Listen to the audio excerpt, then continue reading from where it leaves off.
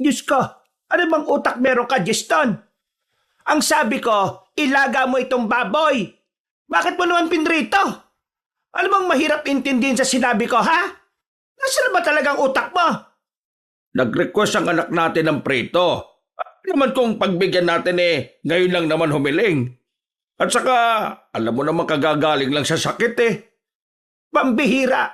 Kahit na kailan, wala ka talagang utak pagdating sa pagiging praktikal. Kung sinabawan mo yan, di sana aabot pa ang ulam natin hanggang gabi. Pinagbigyan mo pa ang gusto ng anak mong yan puro lang naman higa dito sa bahay. Mabuti sana kung natutulungan tayo sa trabaho. Naririnig mo ba sarili mo? Alam mo naman na mahina ang baga at puso ng anak natin. Gusto mong pagbanatin ng buto? Ay nako, iniiba mo na naman ang usapan. Ang problema natin dito, wala kang boses pagdating sa pagiging ama.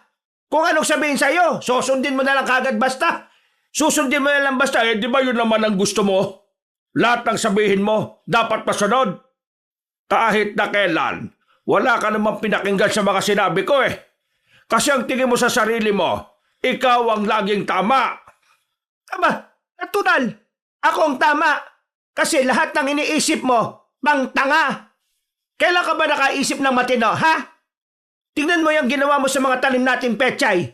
Sa halip na buhay ang mga pechay na yan, namatay. Kasi, alam mo kung bakit? Naniwala ako sa iyo na kapag nilipat natin sila ng lalagyan, mas lulusog sila. Pero anong nangyari? Nangamatay. Hindi naman ang paglipat ng lupa ang ikinamatay nila Namatay ang tanim natin pechay dahil sa lakas ng mga nagdaang ulan. Ay Diyos ka, aminin mo na lang kasi natatanga-tanga ka. Oo na, tatanga-tanga na ako. Ulan nang ikaw ang makasama ko. Natanga na ako. Alam mo kung bakit? Halos lahat kasi ng sinabi ko, minamaliit mo. Wala kang tuwala sa akin. Dahil yun naman kasi ang pinapakita mo Dahil yun ang tingin mo. Ay nako, ang dami mong sinasabi. Ang sinasabi ko lang naman kanina, yung baboy. Kasi nag-ipon-ipon na to. Hirap na akong umintindi sa ugali mo Ang tanda na natin, pero ganyan ka pa rin. Akala mo ikaw pa rin ang laging tama. Ay nako, Maning. Ikaw nga hindi ka rin naman nagbago. Ang lamya-lamya mo pa rin mag-isip. At kang hindi binigyan ng utak. Ba't magdaan-daan ka sa pananalita mo, ha? Ay bakit? Sasaktan mo ako? Lahat ng makakaya ko sa bahay na to, ginawa ko. Lahat ng mga salita mong hindi nakakatuwa at nakakasakit, tahimik kong tinatanggap. Kahit pinapahiya mo ako minsan sa mga tao sa labas. Wala kang narinig sa akin na kahit na ano. Ngayon lang. Kasi punong-puno na ako sa ugali mo. Kung alam ko lang na magiging ganito ka rin lang balang araw di sana tumalo na lang talaga ako nun sa tulay. Di sana hindi na ako nagpapigil sa'yo. Sana hindi ka na lang din dumating doon para sagipin ako. Sana namatay na lang din ako noon at sana natuloy na lang din ang pagpapatiwakal ko. Kaysa naman sa ganito, buhay nga ako. Pero yung inaasahan kong makakaintindi sa lahat ng kamalian ko, siya pa yung nagpaparana sa akin ng pagiging miserable. Hindi ko alam kung ano kasalanan ko sa iyo at bakit mo ako ginaganito. Pero etong tatandaan mo, Maning kahit na kailan, ginagawa ko ang makakaya ko para mahalin ka kahit na basura lang naman ang tingin mo sa akin. Pambihirang boy, huwag ka nang magsalita. Wala nagsaysay ang usapan na to dahil hindi ka naman marunong makinig Tuluyan ang nagalit ang matandang lalaki na si Juston. Lumabas ito ng bahay at padabog na isinarado ang pinto. Lahat ng usapan na yon, narinig ng binatang si Erwin. Pero sanay naman na siya sa mga ganitong eksena. Halos araw-araw naman kasi ay naririnig niyang nagtatalo ang dalawa. Naglakad si Erwin palapit sa lamesa. Umupo siya ng walang gana at saka uminom ng tubig. Siya naman ang pinag-initan ng kanyang ina. Ikaw naman kasi, bakit ka pa kasi nag-request ng prito? Mangsabaw natin yan. Tapos sasabihan mo na naman si Papa na hindi marunong magluto. Ano? Pinipilit mo si Papa na magluto ng sabaw kahit na alam mo namang palyado na ang panlasa niya. Para kapag hindi maganda lasa, meron ka na namang sisisihin. At may dahilan ka na naman para gisain si Papa.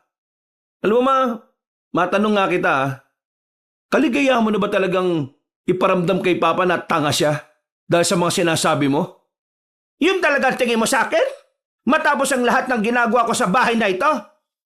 Ginagawa kong tanga ang tatay mo?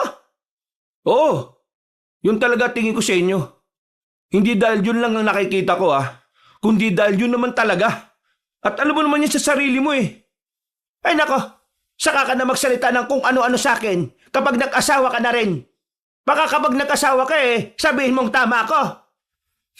Ma, kapag ako nag-asawa, ang pipiliin kong babae ay yung hindi kagaya nyo.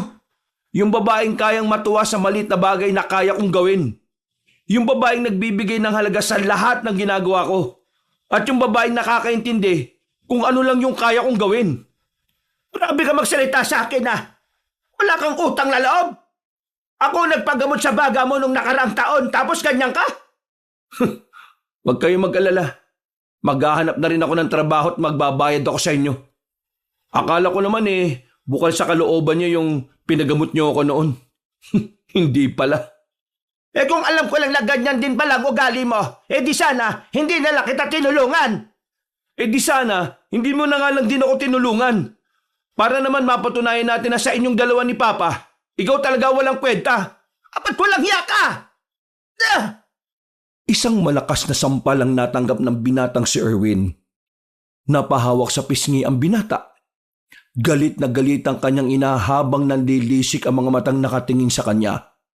Parang kulang na lang ay hambalusin na siya nito ng pitsil na nasa lamesa.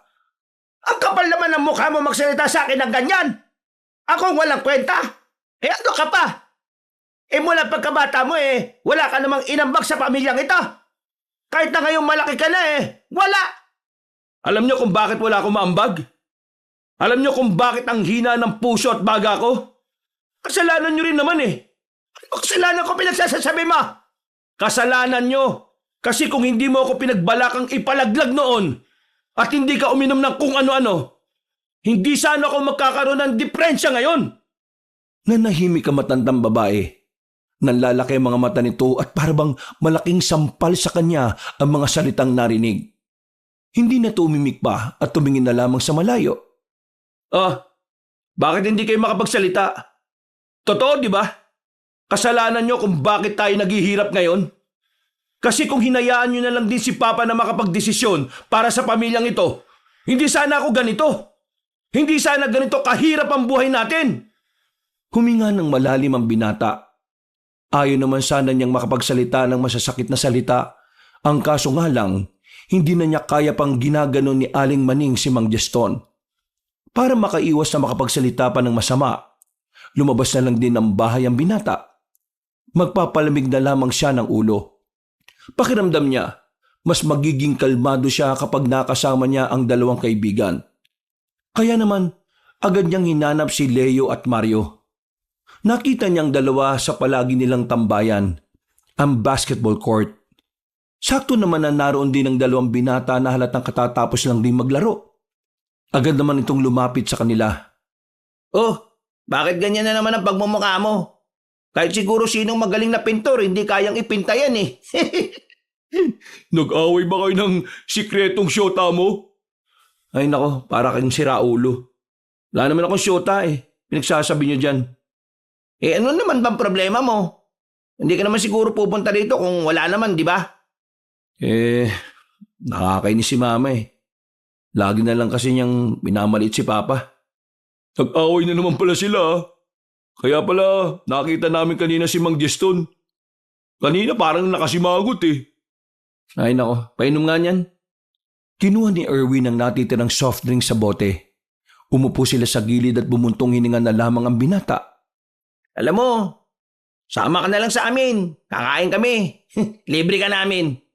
Sana naman yan. May patok na kainan kaming natuklasan. Narinig lang namin sa mga matatandang manyakis kanina sa bilyaran Okay na okay daw dun, pre. Magaganda raw yung mga tindera. Sabihin nyo nga sa akin, pagkain ba talaga yung dadayuhin natin doon o yung mga babae? Pareho lang naman, pre. Ano, sama ka ba? Para naman hindi ka na bad trip.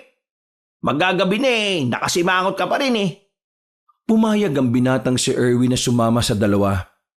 Naisip din niya kasi na mas mainam na ngang maglibang na muna siya para kahit na papaano, makalimutan na muna niya ang napag-awayan nila ng kanyang ina. Dakong 3:00 na makarating sila sa sinasabing karinderya ni Mario at Leo. Kakaunti pa lang ang tao, pero halos lahat ng kumakain doon ay matatandang lalaki. Agad na sumilay ang ngiti sa mukha ni Mario at Leo. Nakatingin na mga yun sa 3 babaeng naghahain ng mga order. Uy, bunganga nyo. Baka mapasukan ng langaw yan. Totoo nga. Maganda nga yung 3 babae, mga pre. Dapat hindi ito malaman ng mga tambay sa atin. Baka maagawan pa tayo Agad-agad na lumapit ang 3 binata. Makapal ang mukha ni Leo at Mario kaya mabilis nilang nilapitan ng magandang babae. Magandang gabi sa inyo. Ano pong inyo? Kahit ano, basta luto po ninyo. Wala pong kahit na ano rito sa amin. Pero narito po mga pagpipilian nyo. Sinigang na lang na medyo maangangang sa amin. Ako nang bahala. Sige po, hintayin nyo na lang po ang order nyo at ihatid po namin sa inyo. Parang mga batang tuwang-tuwa ang 2 binata nang balikan na nila si Erwin. Hindi mawala-wala ang mga ngiti nila. Tinatanaw nila ang 3 babae na nasa loob ng kusina. Para kayong mga timang. Bakit? Hindi ka ba nagagandahan sa kanila? Oo na, maganda naman talaga Pero umayos naman kayo. Nagmumukha kayo manyakis Kagaya na ninyo yung matatanda sa bilyaran, no? Oo nga, Leo. Para tayong siraulo. Siguro, kalma lang tayo. Kapag naramdaman kasi nilang may gusto tayo sa kanila, baka lalo silang magpabebe. Anong pabebe? Magpabebe. Parang magpakipot. Basta. Ayaw ko nung nakausap natin. Parang mahinang umintindi. Yun yung maikling buhok. Yun ang trip ko. Sakto. Yung akin yung may kulay yung buhok Ikaw Erwin, sa'yo na yung morena na nakausap namin kanina. Nung akin, di ko naman pag-aari yung babaeng yun. Makalipas lang ang ilang sandali, nakarating na rin ang kanilang order. Sa kapal ng mukha ni Leo, nagawa nitong itanong ang pangalan ng 3 babae.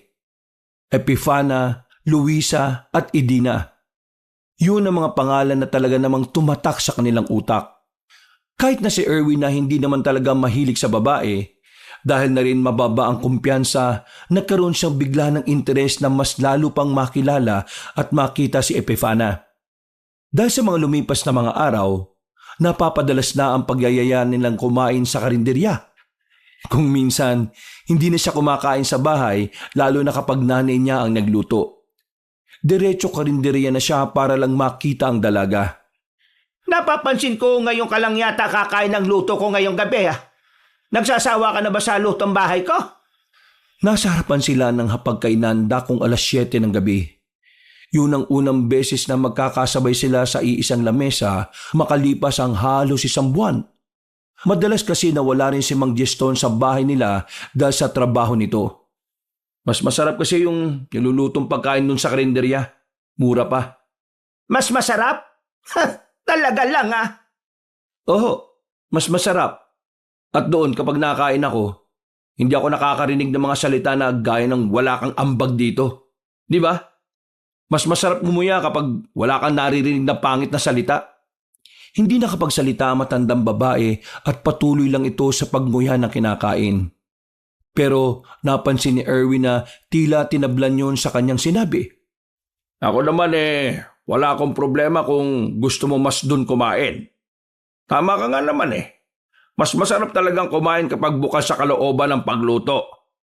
Pero, paalala ko lang Erwin mag-ingat-ingat ka sa mga kinakain mo. Lalo na kung hindi mo namang kilala yung nagluto.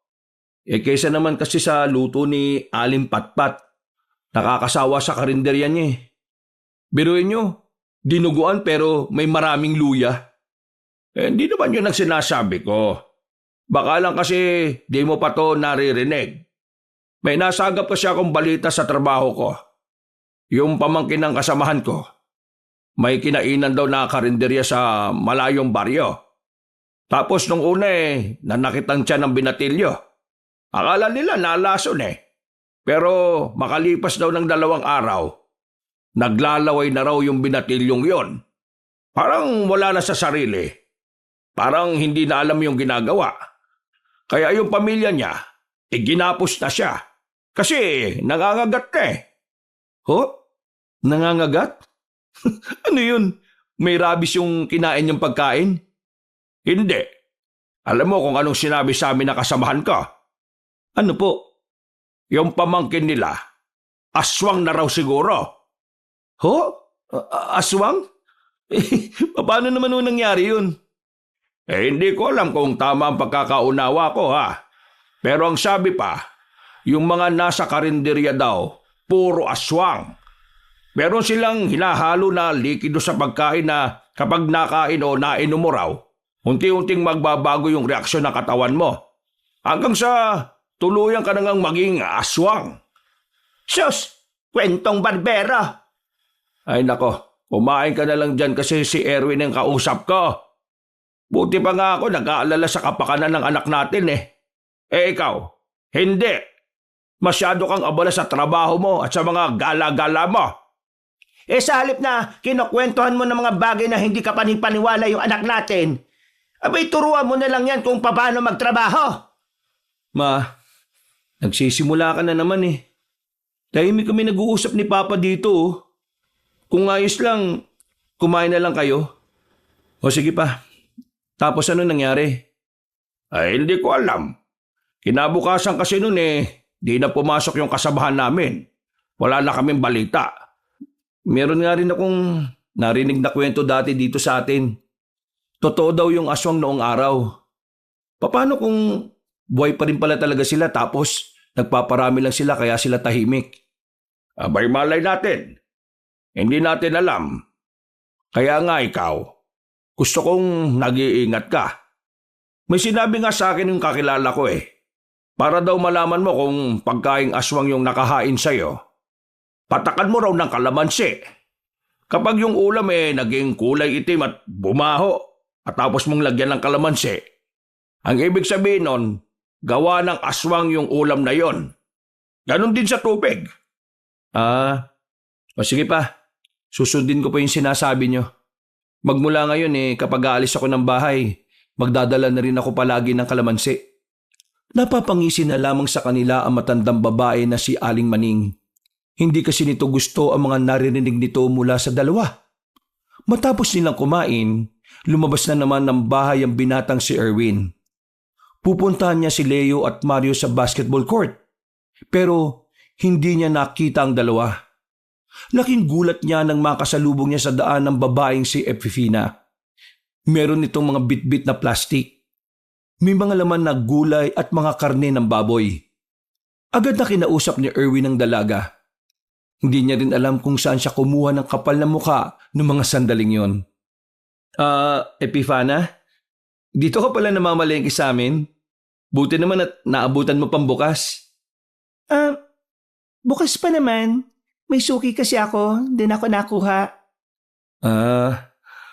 Mukhang marami yung dala mo Gusto mo bang tulungan na kita? Nakakaawa yung braso mo, baka mamaya sumakit na sa bigat ng mga dala mo. Sigurado ka bang ayos lang? Maglalakad lang kasi ako tapos yung lugar namin, alam mo na, papasok pa ng gubat para makarating sa amin. Oo, ayos lang naman. Wala namang problema sa akin yan kesa naman, pabayaan na lang kitang ganyan kahit na may kaya naman akong gawin. Alam mo, sa inyong tatlo, ikaw ang parang pinakamaginoo. Maginoo din naman sina Leo at Mario. Ang kaso nga lang ang kukulit Ganun talaga kapag supot pa. Ha? Ay, hindi. Ang ibig ko kasing sabihin, ganun talaga sila.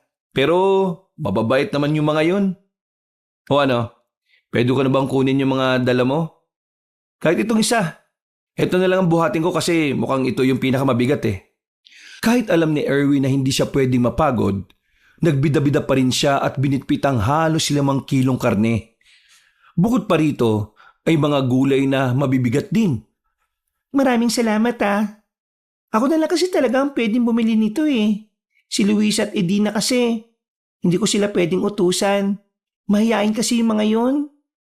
Mula nang tulungan ni Erwin si Epifana, mas lalong napalapit ang binata sa dalaga. Tuwing kasama niya ang dalaga, pakiramdam niya ay nakakalimutan niya ang lahat ng kanyang problema. Nawawala sa isipan niya ang lahat ng masasama at masasakit na salitang naririnig niya mula sa kanyang ina. Sa mga nakalipas na araw, aminado ang binata na nahuhulog na siya kay Epifana. Kahit na hindi pa naman niya ito lubusang kilala, hindi niya may tatanggi na hindi naman mahirap mahalin ng babae. Walang yarin to si Erwin eh. Pumupunta ka pala sa kanila minsan nang hindi ka man lang nagyayaya. Paano ko kayo yayayain? Etong si Mario laging wala. Ikaw naman laging naglalaro ng basketball. Akala ko ba kasi sabay-sabay tayong manliligaw? Bakit parang hindi naman kasi kayo seryoso ngayon? Anong hindi seryoso? Nagpaalam na ako kay Luisa na magiging abala ako, no? Alam niya na may extra ko sa trabaho kay Airpat. Ako naman, nagsabi na rin ako nitong nakaraan. Dami niyong palusot. Kung talagang gusto niyo yung babae, gagawa't gagawa kayo ng paraan. Akala ko ba ako ang torpe? Bakit ngayon parang umuurong na yata yung mga buntot niyo Tos, yabang nito Pupunta ako sa karinderiyan nila mamaya. Magtatapat na ako ng nararamdaman ko kay Epifana.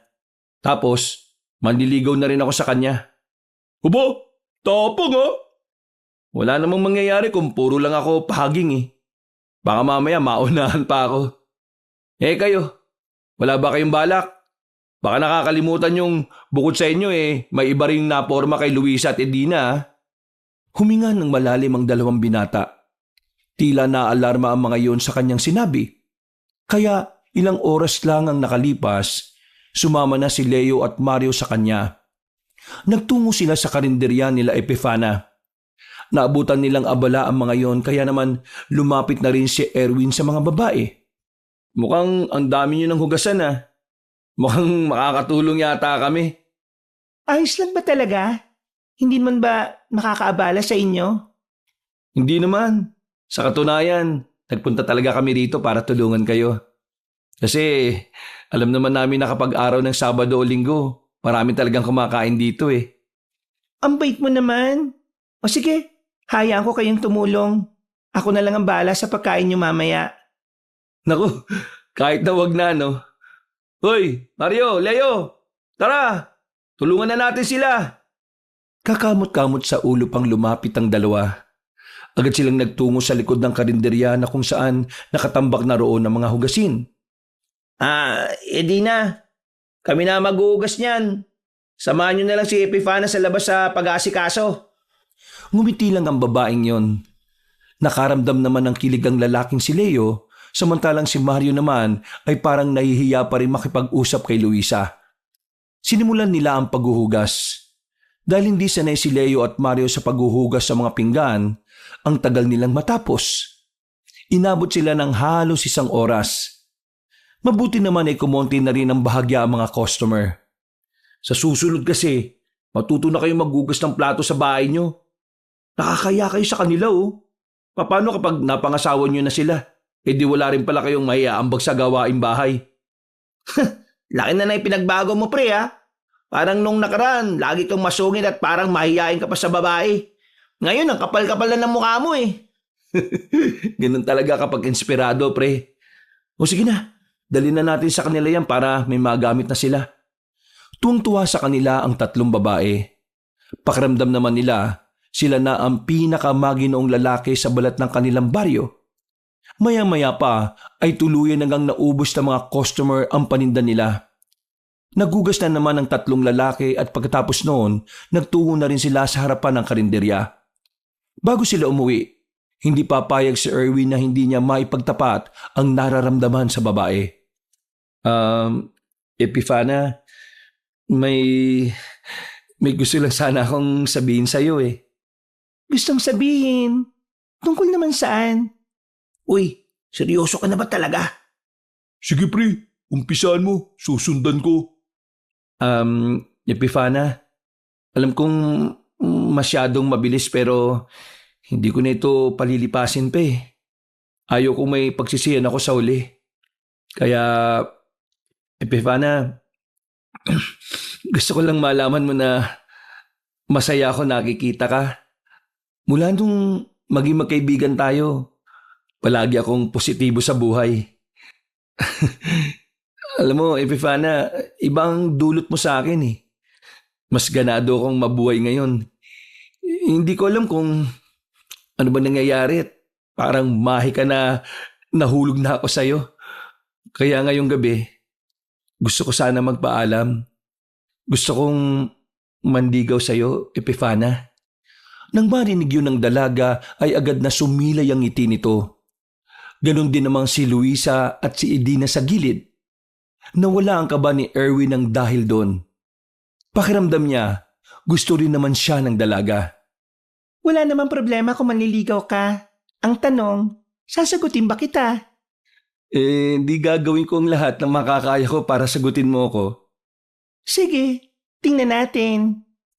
Lumapad din ang ngiti ni Erwin ng mga sandaling yon. Kakaibang saya ang kanyang nararamdaman. Kahit na hindi pa naman sigurado kung sasagutin siya ng babae, pakiramdam niya ay parang nanalo na siya sa loto. Umuwi silang tatlo na masaya si Erwin, habang ang dalawa niyang kaibigan, tameme pa rin dahil wala pang lakas ng loob na gayahin ang ginawa niya. Tatawa-tawa pa si Erwin. Ibang-iba na talaga ito kumpara sa dati. Paano mo naman nakapalan yung mukha mo, pre? Kung paano niyo kinapalan yung mukha niyo nung unang beses pa lang natin silang nakita, ganun lang din yun. Kinakabahan kasi ako, pre. Baka mamaya mabasted ako. Paano niyo malalaman kung hindi niyo naman susubukan? Mahihinang nilalang pala kayo eh. Napatingin sila sa kanilang nilalakaran nang meron silang makasalubong na matandang lalaki. Malakas pa ang matandang lalaki, pero puti na rin ang buhok. Ang akala nila, lalapit sa kanila ang matandang lalaki para magtanong. Pero nilagpasan lang sila nito. Sa hindi malamang dahilan, bigla na lamang nakaramdam si Erwin ng kakaiba. Parang weirdo para sa kanya na makitang matandang yon sa ganung uri ng daan. Samantalang alam naman nilang sarado na ang karinderya ng tatlong babae. Hindi niyo ba napansin na parang weirdo yung matandang yon? Anong hindi? Napansin ko. Kahit na medyo madilim. Nakakailang yung paglingon niya sa atin eh. Tingin nyo, saan kaya punta ng matandang yun? Nang lumingon ulit sila, hindi na nila nakita sa kalsada ang matandang lalaki. Tanging isang asong itim na lamang ang naroon. Matangkad na aso na hindi nila alam kung papaanong napunta yun doon. Natakot na magkakaibigan, wala na silang sinayang na pagkakataon. Kumari pa sila ng takbo patungo sa kanilang baryo. May ganong kalaking aso ba talaga? Hindi ko alam. Ang alam ko lang, mangangagat yun. Buti na lang, nakatakbo na kagad tayo. Sa haba ng hita nun, baka sobrang laki ng hakbang nun kapag hinabol tayo. Pambira. Makauwi na nga lang muna. O sige na, bahala na kayo. Dito na ako ha. Tinapik na niya ang balikat ng dalawang kaibigan at nauna na ring maglakad patungo sa kanilang bahay. Nang dumating siya roon, naabutan niya pa ang kanyang ama na si Mang Giston na merong pinapakinis na kahoy. Opa, bakit gising ka pa? Mag-alas 12 na. Pinapakinis ko lang tong tabla na ito. Para naman magamit ko na rin kapag naglalaba. Nung nakaraan kasi, nasa lubsob ako eh. Ikaw, bakit ngayon ka lang umuwi? Tumulong kasi ako dun sa kina Epifana. Kasama ko naman si Leo at Mario eh. Ang dami kasing tao kanina kaya tinulungan na namin magugas ng plato. Yang Epifana ba na yan matinong babae yan? Matinong-matino. Mainin pa tapos napakabait. Parang hindi marunong magalit. Parang hindi makabasag pinggan eh. Kapag may oras ako, isama mo ko dyan ha. Gusto kong makaharap yung babaeng pinili ng anak ko. Pa, saktong-sakto. Manliligaw na kasi ako sa kanya eh. Pwedeng-pwede kitang iharap kay Epifana. O kaya naman, pwede ko siyang dalhin dito. Ikaw ang magpunta sa kanila at ipaalam mo rin sa magulang niya kung ano ang intensyon mo. Yun nga eh. Hindi pa niya sinasabi sa akin kung saan sila nakatira. Nako, Kapag malihim, baka aswang yan. Papa naman, ang pangit ng biro nyo. Pangit ba? Mas pangit tong ikukwento ko sa'yo. Oh, ano na naman ba yan? Naalala mo ba yung kinuwento ko sa'yo nung nakaraan tungkol dun sa pamangkin ng kasamahan namin? Yung hinala na naging aswang yung binatilyo? Oo, yun nga. Ano palang balita ron? Yung kasamahan namin na hindi na nakapasok. Ayun, nilapa pala siya ng pamangkin niya. Totoo yan? Baka kwentong barbero lang yan pa, ha? Totoo to. Kung pupunta ka sa kabilang baryo, maririnig mo yung kwentong yon. Kasi yung isa sa mga muntika ng makain, taga ron. Kahit ako, hindi rin ako naniwala na kinain siya ng sarili niyang pamangkin. Pero naniniwala ako sa aswang. Ang hindi ko lang inakala, yung may naganap na paglapa. Pero totoo pala talaga. Kagagaling ko lang kanina sa burol ng kasamahan namin Ayun, nakasarado yung kabaong niya. Hindi na raw kasi kinaya na ayusin yung mukha sa punerarya Kilabot naman yung balita mo na yan pa. Kawawa naman yung kasama nyo. Pero wala bang balita kung paano naging aswang yung binatilyong yon? Di ba nga sabi ko nga sa'yo, kumain siya sa isang karinderya. Pero ang masama nito, yung karinderya daw na kinainan nila wala na ngayon. Parang isang araw lang din daw na nag-operate. At alam mo kung anong nakakapagtaka. Puro babae rin daw yung nagbukas ng karinderya na yon. Kaya nga, sinasabihan kita ha. Hindi naman sa naghihinala ko dyan kina Epifana. Ang akin lang, kilalanin nyo. Kasi sa dami ng nangyayari ngayong kakaiba at kababalagan mahirap na talaga magtiwala. Hindi na nakapagsalita pa ang binatang si Erwin ng mga sandaling yon. Umupo na lamang siya sa gilid at napaisip. Alam niya na tama naman ang sinasabi ng kanyang ama. Hindi niya pa rin talaga kilala si Epifana kahit ang dalawa rin itong kasama na babae. Ang tanging alam lang nila sa mga dalagang yon ay ang pangalan. Kung saan yun nakatira ay wala silang ideya. Dahil doon, nagkaroon ng pag-aalinlangan ng binata sa panliligaw kay Epifana. Pero itinuloy niya pa rin yun dahil totoo naman talagang mahal niya ang babae. Sa mga nakalipas na araw, umabot na nga sa kanila ang nangyari sa kasamahan ng kanyang ama sa trabaho. Laman na ng usapan ng mga tsismosa ang binatilyong naging aswang matapos kumain ng pagkain sa karinderya. At ang ganitong kwento ay nakaapekto rin talaga sa pagtitinda nila Epifana. Ang bira namang mga tsismosa to. Gabing-gabi na buhay na buhay pa rin. Ano pa nga asahan mo dyan?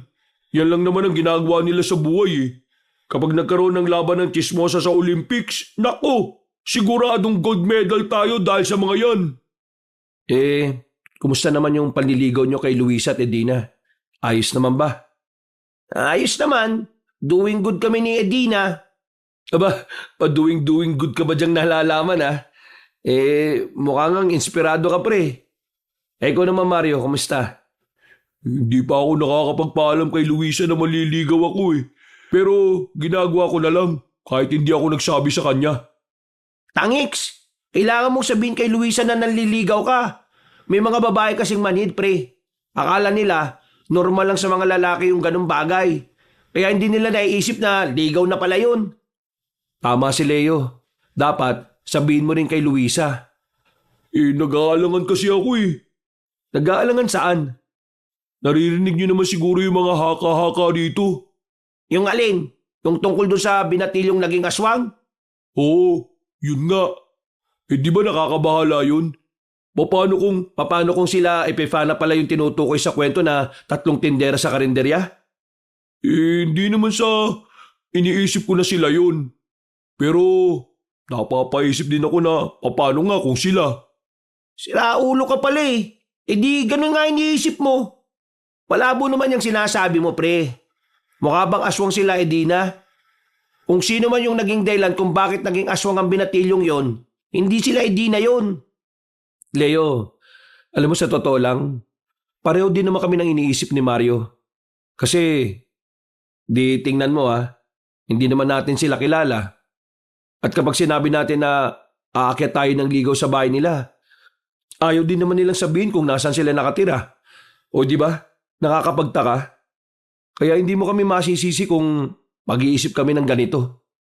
Tingin nyo hindi masasaktan si Epifana at Luisa kapag nalaman nilang pinag-iisipan nyo sila na masama? Nanliligaw pa lang kayo pero ganyan na kayo magduda sa kanila. Hindi naman kami nagdududa, pre. Sinasabi lang namin yung mga posibilidad na nakabase lang din naman kung ano yung estado ng pagkakakilanlan nila. Ano mo sama dun? Pre, mahal ko si Epifana. Pero karapatan ko rin naman kasing malaman kung sino ba talaga siya, di ba? Paanong plano nyong gawin ngayon? Tanungin sila kung mga aswang ba sila. Kung sila ba yung dahilan, bakit yung binatilyong yun naging aswang din?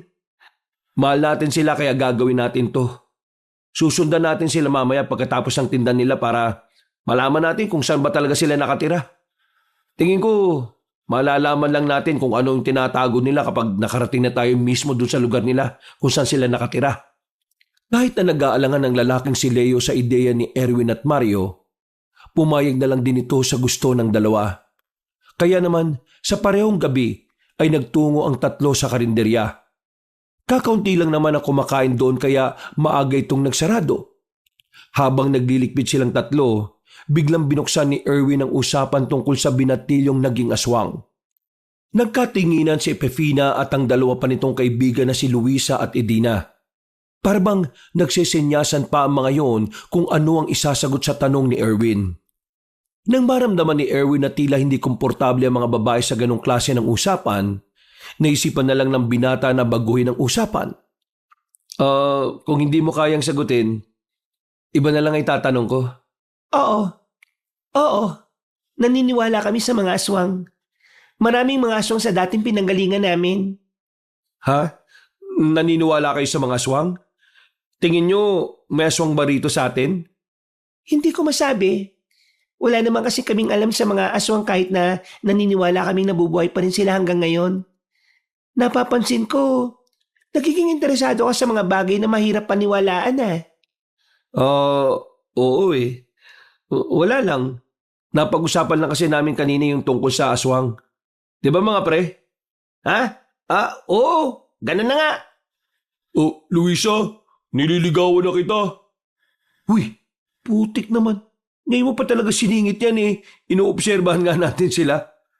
Ngayon lang malakas loob ko Luisa, nililigawan ka na pala ni Mario?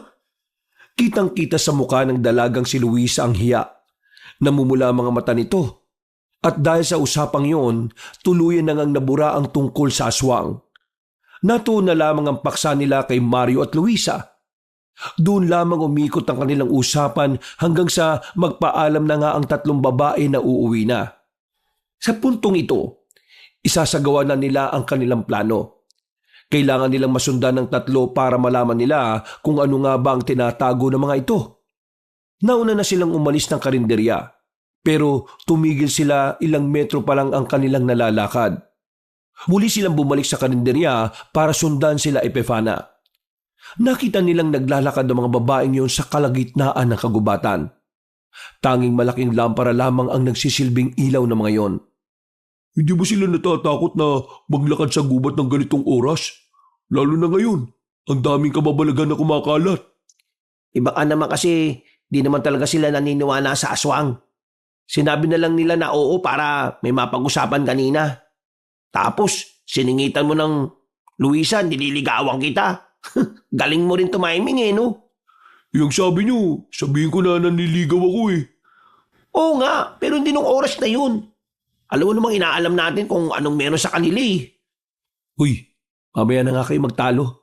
Baka mawala sa paningin natin sila Epifana Ingay-ingay nyo pa baka marinig tayo. Pinagpatuloy nila ang kanilang pagsunod. Sa bilis maglakad ng tatlong babae, bigla itong nawala ng sumutang mga yun sa mga halamanan. Hinanap nila ang tatlong babae, pero wala na silang nakita. Saan naman kayo nagpunta yung tatlong yun? Narito lang sila duman, di ba? Oo nga. Paano mawawala sila rito ng ganong kabilis? Sinasabi ko naman kasi sa inyo Meron silang itinatago sa atin. Kakaiba talaga sila. Kung ano man yun, karapatan nating malaman yon. Kailangan natin matuklasan kung ano yung ginagawa nila. Kaya dapat, Ano yun? Ungol ng aso yun ah. Ungol ng aso? Pero bakit parang ang laki ng boses ng aso? Mukhang hindi lang basta aso yun mga pre. Paano hindi lang aso? Anong ibig mo sabihin? Naalala niyo yung malaking aso na nakita natin sa kalsada nung nakaraan? Tingin ko, ganong aso din yung umuungol na yon. Eh di ba sabi na matatanda sa atin, yung ganong aso, aswang daw. Ano nga tawag doon pre? Asbo. Aswang na asbo. Eh kung aswang naman pala yung naririnig natin, ano pa ginagawa natin dito? Eh di umalis na tayo. Papaiwan ako. Kung totoong aswang tong naririnig natin, malamang sa malamang, nasa alanganin din sila Epifana. E paano kung sila Epifana yung aswang? Tapos sila pala yung umaalulong. Napatigil si Erwin sa sinabi ni Mario. Hindi niya kasi naisip ang bagay na yon. Kaya naman nagkaroon siya ng kaunting pag-aalinlangan. Kung sakali kasi ang 3 babae ang aswang at nagpaiwan siya, wala nang paraan para makaligtas pa siya sa mga yon. Hindi maganda magpaiwan ka pre. Kaya umalis na lang tayo. Lalo na sabi nyo, hindi nyo sigurado kung sila ba yung aswang o hindi. Basta ako, nakikisakay lang ako sa mga trip nyo ah. O sige na, tara na. Umalis na lang tayo. Sinumulan na nila ang paglalakad at hindi na nila hinanap pa si Epifina. Pero sa ginawa nilang yun, wala silang kamalay-malay na malalagay pala ang kanilang buhay sa panganib. Nagsiksikan ng 3 nang marinig nilang may gumagalaw sa likuran ng halaman. Kakatras nila, dumikit na sila sa malapad na katawan ng puno. Uy, ano yun? Baka naman dagang bukid lang. O kaya naman palakang bukid. Dagang bukid, palakang bukid. Eh ang lakas ng galaw ng halaman eh. Kalma lang, huwag kayo masyadong magpanik. Palakas ng palakas ang naririnig nilang kaluskos. Ganon din ang paggalaw ng halaman. Maya-maya pa, nakita nilang isang malaki at matangkad na aso ang lumabas mula roon. Parang may bumarang bato sa lalamunan nila dahil ilang segundo pa silang hindi nakapagsalita. Nang makita nilang umabante na ang kulay itim na aso, dito na sila natauhan. Kinuha ni Erwin ang sanga sa gilid at saka binato sa aso. Takbo! Uy, hintayin niyo ako! Baala ka dyan, ang bagal mo! Hinahabol na tayo! Bilisan mo Mario! Lintik ka talaga oh! Nang makalayo-layo na sila, inakala nilang hindi na sila nasundan ng malaking aso. Nagtago sila sa likuran ng malaking puno. Hingal na hingal ang 3 at sandali pang sumilip si Erwin pero wala na siyang nakitang aso. Ano? Nasaan na? Mukhang tumigil na siguro siya sa paghabol. Pambirang buhay to. Buti naman wala na siya. Pero wag muna tayo maging kampante.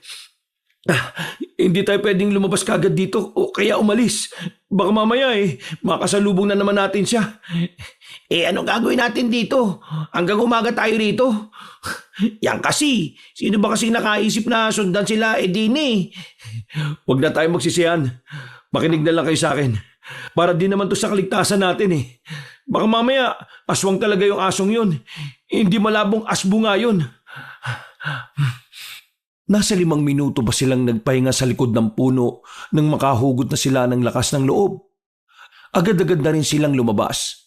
Pero kakaunting lakad pa lang, hindi nila inaasahan ang nangyari. Napatigil na naman sila nang marinig ang mga alulong ng aso. Hindi na isa, kundi marami na mga asong nakapalibot sa kinaroroonan nila. Tatangkain pa sana nilang makaalis pero wala na silang magawa nang lumabas na ang mga yon sa pinagtataguan. Nakapaikot ang mga aswang na asbo. Wala silang espasyo para makatakbo para makatakas. Naku po! Hello San Pedro na talaga bagsak natin ito! Ito na nga ba tinatawag nilang halik ng kamatayan? Hoy! Kayo mga aso kayo! Bumalik na kayo sa mga amo ninyo! Wala kaming dalang buto rito, no? Baliw ka ba? Tingin mo makikinig sa iyo mga yan? Hindi naman totoo mga aso yan Ikaw na nagsabi. Kaya hindi papatol sa buto yun. Ang KJ mo naman, sinusubukan ko lang naman silang libangin Libangin? Ano to? Talk show? Teka lang mga aso. Huwag mo na kayo lalapit. Wala naman kami ginagawa masama sa inyo Sinusundan lang namin yung 3 babae kanina. Kilala niyo ba sila? O baka kayo yon? ikaw aso ka. Ikaw ba si Epifana? O baka ikaw si Luisa? Pwede rin namang si Edina to. Uy, dyan lang kayo! Agad na kinuha ni Erwin ang sanga na nasa gilid. Pilit nitong binubugaw ang matatangkad na aso. Noong mga oras na yon, mas lalo nang kinakabahan si Erwin dahil parang hindi man lang natatakot sa kanila ang mga aso. Mga pre, kapag lumapit sila, umanap kayo ng madadaanan ha. Mauna na kayo. Sira ulo, nagbibida-bida ka na naman eh. Lahat tayo mamamatay. Uy, ayoko pa mamatay no. Bahala kayo dyan. Unti-unti nang lumalapit ang mga aso. Maya-maya pa, inilabas na rin ng mga yon ang mahaba nitong pangil. Akmang lulundagan na sila ng mga aswang nang biglang may dumating. Nagpulasan ng mga aso. Natataranta ang mga yon nang pinagtatataga ang mga yon ng tatlong babae na bigla namang lumitaw mula sa dilim. Nanlalaki mga mata ng tatlong binata nang makilala ang mga babae. Hindi sila makapaniwala. Nakonsensya sila dahil sa iniisip nilang sila Epifana ang mga aswang. Epifana? Edina, Anong ibig sabihin nito, Luisa? mamaya na kami magpapaliwanag. Kailangan lang naming harapin ang mga aswang na ito. Pumorma ang tatlong babae habang hawak-hawak ang mga itak. Nang makipaglaban na yon sa mga aswang, napangangan na lamang sila Erwin. Ang mga mainhin na dalaga na kanilang nakilala, iba ang pinakita sa mismong harapan nila. Malalakas, mabibilis at matatapang. Yun ang mga salitang unang pumasok sa kanilang utak. Wala na ang hinhin. Parang naging barumbado sila Epifina habang kinakalaban ng mga aswang na yon. Dahil din sa kahusayan ng mga yon, napatay nila ang 5 asong aswang. Pero may 2 pang nakatakas na hindi na rin naman nila hinabol. Tulala, manghang-mangha at parang lumulutang sa alapaap ang utak nila Erwin. Ang makitang malamandirigma ang 3 babae ay parang isang malaking apak sa kanilang pagkalalaki. Dahil kahit na kailan, parang hindi nila makakayang magkaroon ng ganong klase ng tapang. Nasaktan ba kayong 3? Hindi naman. Ayos lang naman kami. Medyo nasugatan lang kami sa mga nahawakan naming dahon na matalim. Pero ayos lang kami. Alam namin na sinundan niyo kami. Kaya nakabalik agad kami sa inyo nang marinig namin ang mga alulong ng aswang na asbo. Alam nyo na sumusunod kami. Pero bakit hindi nyo kami kinumpronta kagad? Kasi gusto namin na kayo mismo makasaksi kung ano man ang gusto niyong malaman mula sa amin. Luisa, sorry ah. Ako talaga unang nagduda sa inyo eh. Dahil dun sa mga kumakalat na kwento tungkol sa mga tendera din ng isang karinderya. Napag-isipan ko tuloy kayo ng hindi maganda. Ako rin. Napasama ako sa 2 to eh. Nakapag-isip din tuloy ako ng hindi maganda sa iyo, Edina. Sorry ah. Ngumiti lang sa kanila ang 2 babae. Habang si Erwin naman, hindi niya kayang makatingin sa mata ng dalagang si Epifina. Nakayuko lang siya. Huwag kayong mag-alala. Hindi naman kami galit sa inyo eh. Naiintindihan namin ang pinanggagalingan ng mga hinala ninyo. Alam namin na ginagawa nyo lang naman ito para sa amin at sa kaligtasan ninyo. Pasensya na kung hindi namin pwedeng sabihin nung una kung anong talaga kami. Meron kaming misyon na dapat gawin. Pero ngayong nasaksihan nyo na kung paano kami makipaglaban sa mga aswang, ipapaliwanag ko na rin sa inyo mga bagay-bagay. Ipinakita ni Epifina ang marka nitong tatsulok sa bandang bewang. Pinakita rin ni Edina at Luisa sa kanila.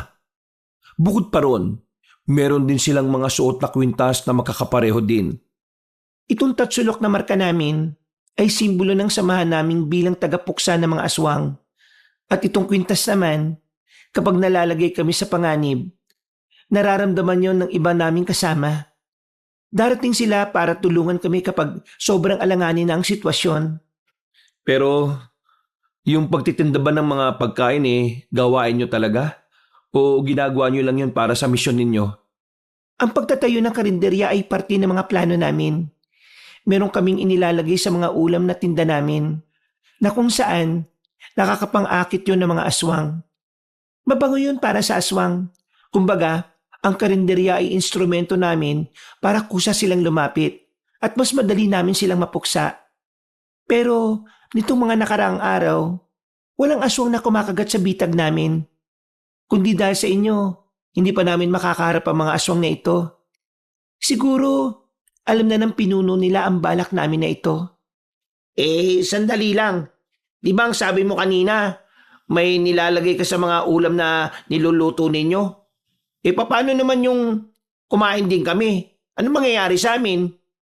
Kapag aswang ang nakakain nun, lalabas ang mga palatandaan nila sa katawan ng pagiging aswang. Pero kapag tao naman ang nakakain nun, makakaroon kayo ng pansamantalang pangontra sa mga aswang. Hindi nila kayo lalapitan. Kaya siguro nilapitan tayo ng aswang ngayon kasi wala tayong pangontra. Kasi ilang araw na tayong hindi kumakain ng luto nila eh. O nga no, puro na lang kasi tayo landi.